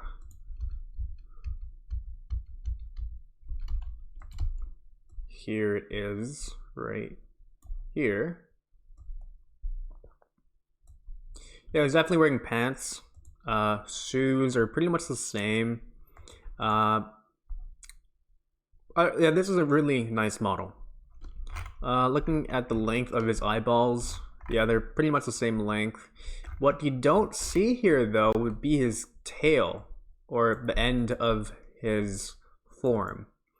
His hands, he has 1, 2, 3, 4, whereas inside of the game, he has 1, 2, 3, 4, 5. He has a full-on 5 fingers. That's interesting. Or 10 fingers. He's wearing a belt. The cartoon form does not have a belt. He's also wearing buttons on his shirt. This one right here, he does not have buttons. So yeah, this is a significant remodel with what we have from Camp Lazlo, the cartoon show. And I definitely do welcome this remodel. Like the game developers don't have to. It's an adaptation of the cartoon, right? So like another analogy would have to be, like from Marvel Cinematic Universe, making an adaptation from Marvel Comics. Obviously, the Marvel Comics look is completely different from the one that we see inside of the Marvel Cinematic Universe. I think a prime example would have to be Hugh Jackman, Wolverine, and himself not wearing the outfit shown inside of the TV show as well as in the comics. And interestingly enough, I believe Wolverine is like 5'3", whereas like Hugh Jackman is like 6'1". Interesting stuff, right? And Hugh Jackman is from Canada, and Deadpool is also from Canada as well. Let's go read into this. Yeah, he does look fantastic.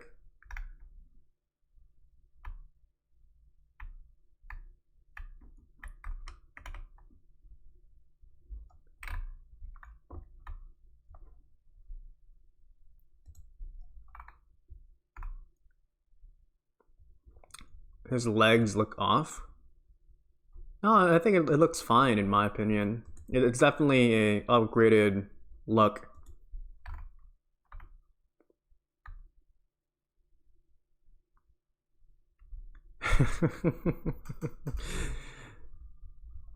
Tamaki from Class. No, you're not gonna. That's not gonna happen. Cargo jeans as a substitute for whatever kind of pants he usually wears in the show. He doesn't wear any pants. He doesn't at all. It's like he's only wearing a shirt and no pants at all.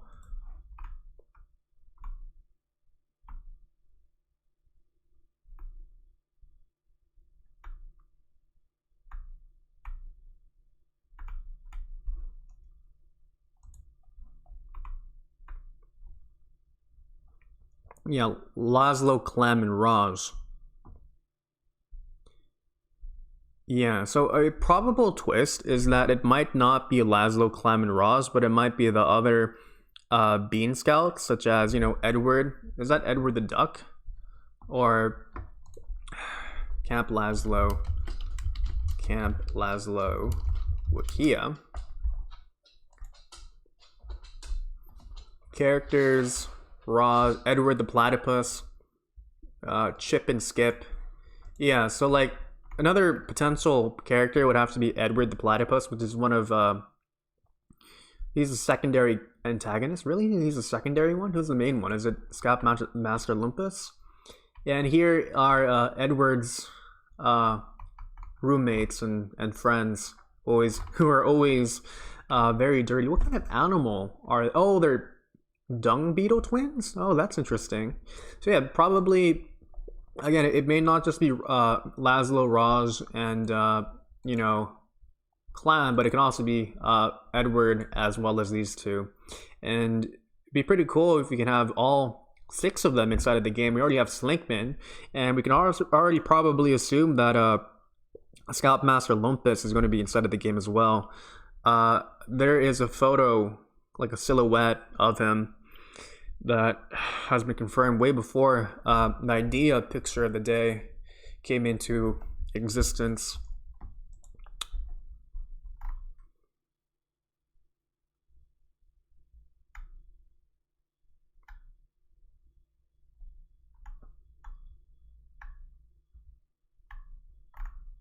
Oh.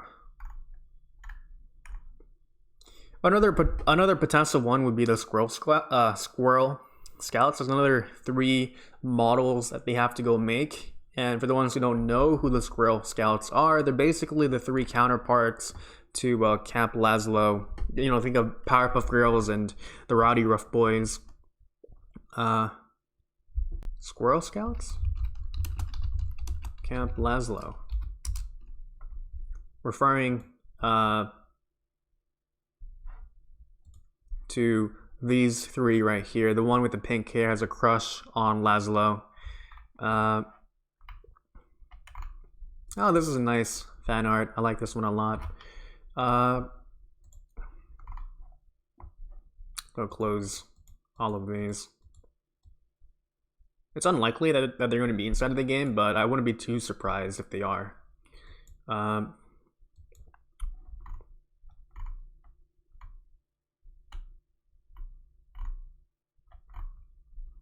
And let's go to Area 51.1. Okay, this is likely going to be our last one for this live stream. And while we're back at Area 51.1, here's that cannon. And you saw a gross fist monster. I bet it was one of our totally super cool genetically modified mutant experiments. Ooh, what's that referencing? Hey, wait a second. You can't tell them about that top secret stuff. What? And you folks need to leave. Now, I always kind of get this in confusion. I remember in the first live stream. So this is Mr. White, despite himself being African American, and this is Mr. Black, despite himself being Caucasian. Kind of confusing, but yeah, this is Mr. Black. And we're already at 6 hours and 35 minutes of footage. Obviously, we have the general from Sheep in the city. Again, that was covered in part 1 of the live stream. And he also appears inside of the FusionFall Legacy trailer, alongside with Mojo Jojo. Now, I wonder if this tank right here is a reused model from Mount Neverest.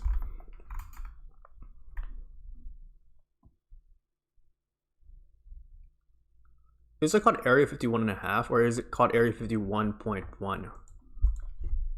And I believe Area 51 raid is actually starting today. Thousands, really. Storm Area 51. Oh, well, it also has its own Wikipedia page. That's interesting. Aerial photo of Area 51. Wow. Where are the aliens? Area 51 raid, or Area 51.1.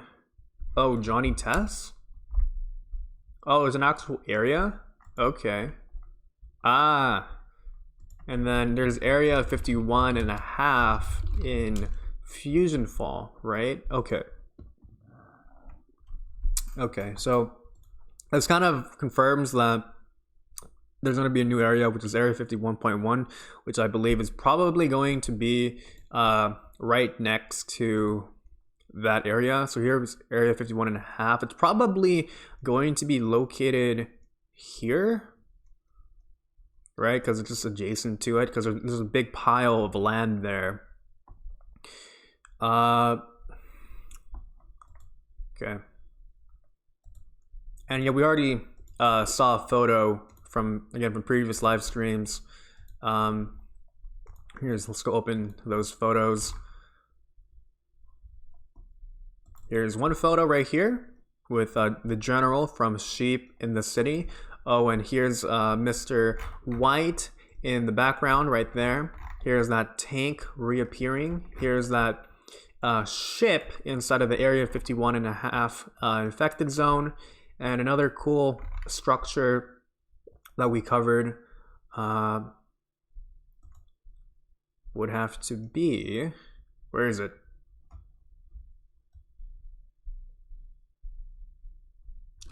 Did I get the photo or not?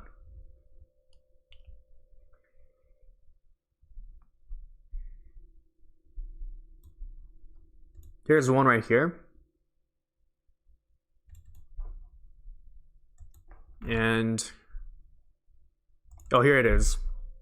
Here's Mr. White and Mr. Black. We see the reemergence of this thing right here. And okay. And yeah, we see the structure in the sky carrying these airplanes with here's the robot that you can find at the bottom at the upper or lower catacombs, I think. Okay. And general specific in the background.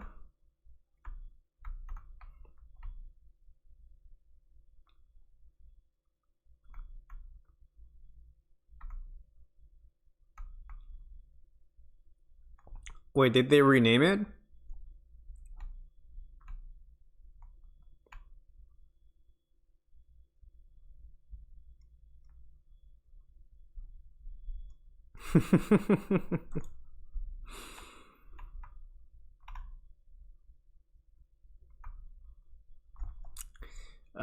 Johnny Test. What's the rating for that show? It's a Canadian property. It has a 4.8 out of 10, a 5.8 out of 10 on TV.com. For some reason, people love this show. And I can understand why. Because like when you're a little kid, you don't care about the ratings. You just care like whatever cartoon is on the TV, right?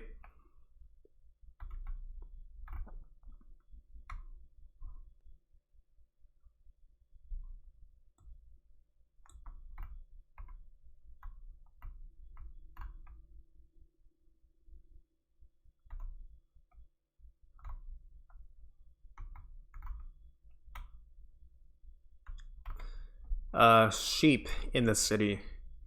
And third page.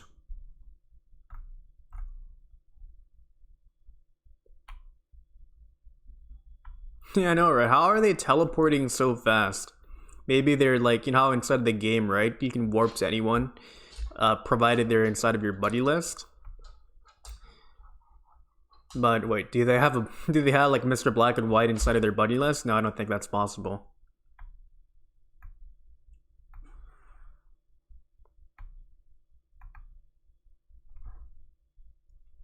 Oh, what's this?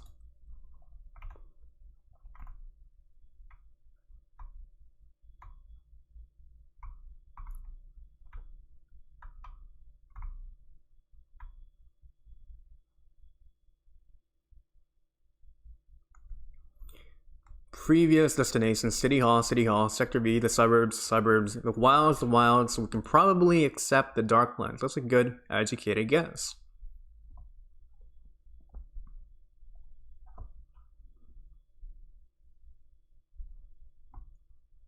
Okay, now that kind of wraps up part 5 of our live stream.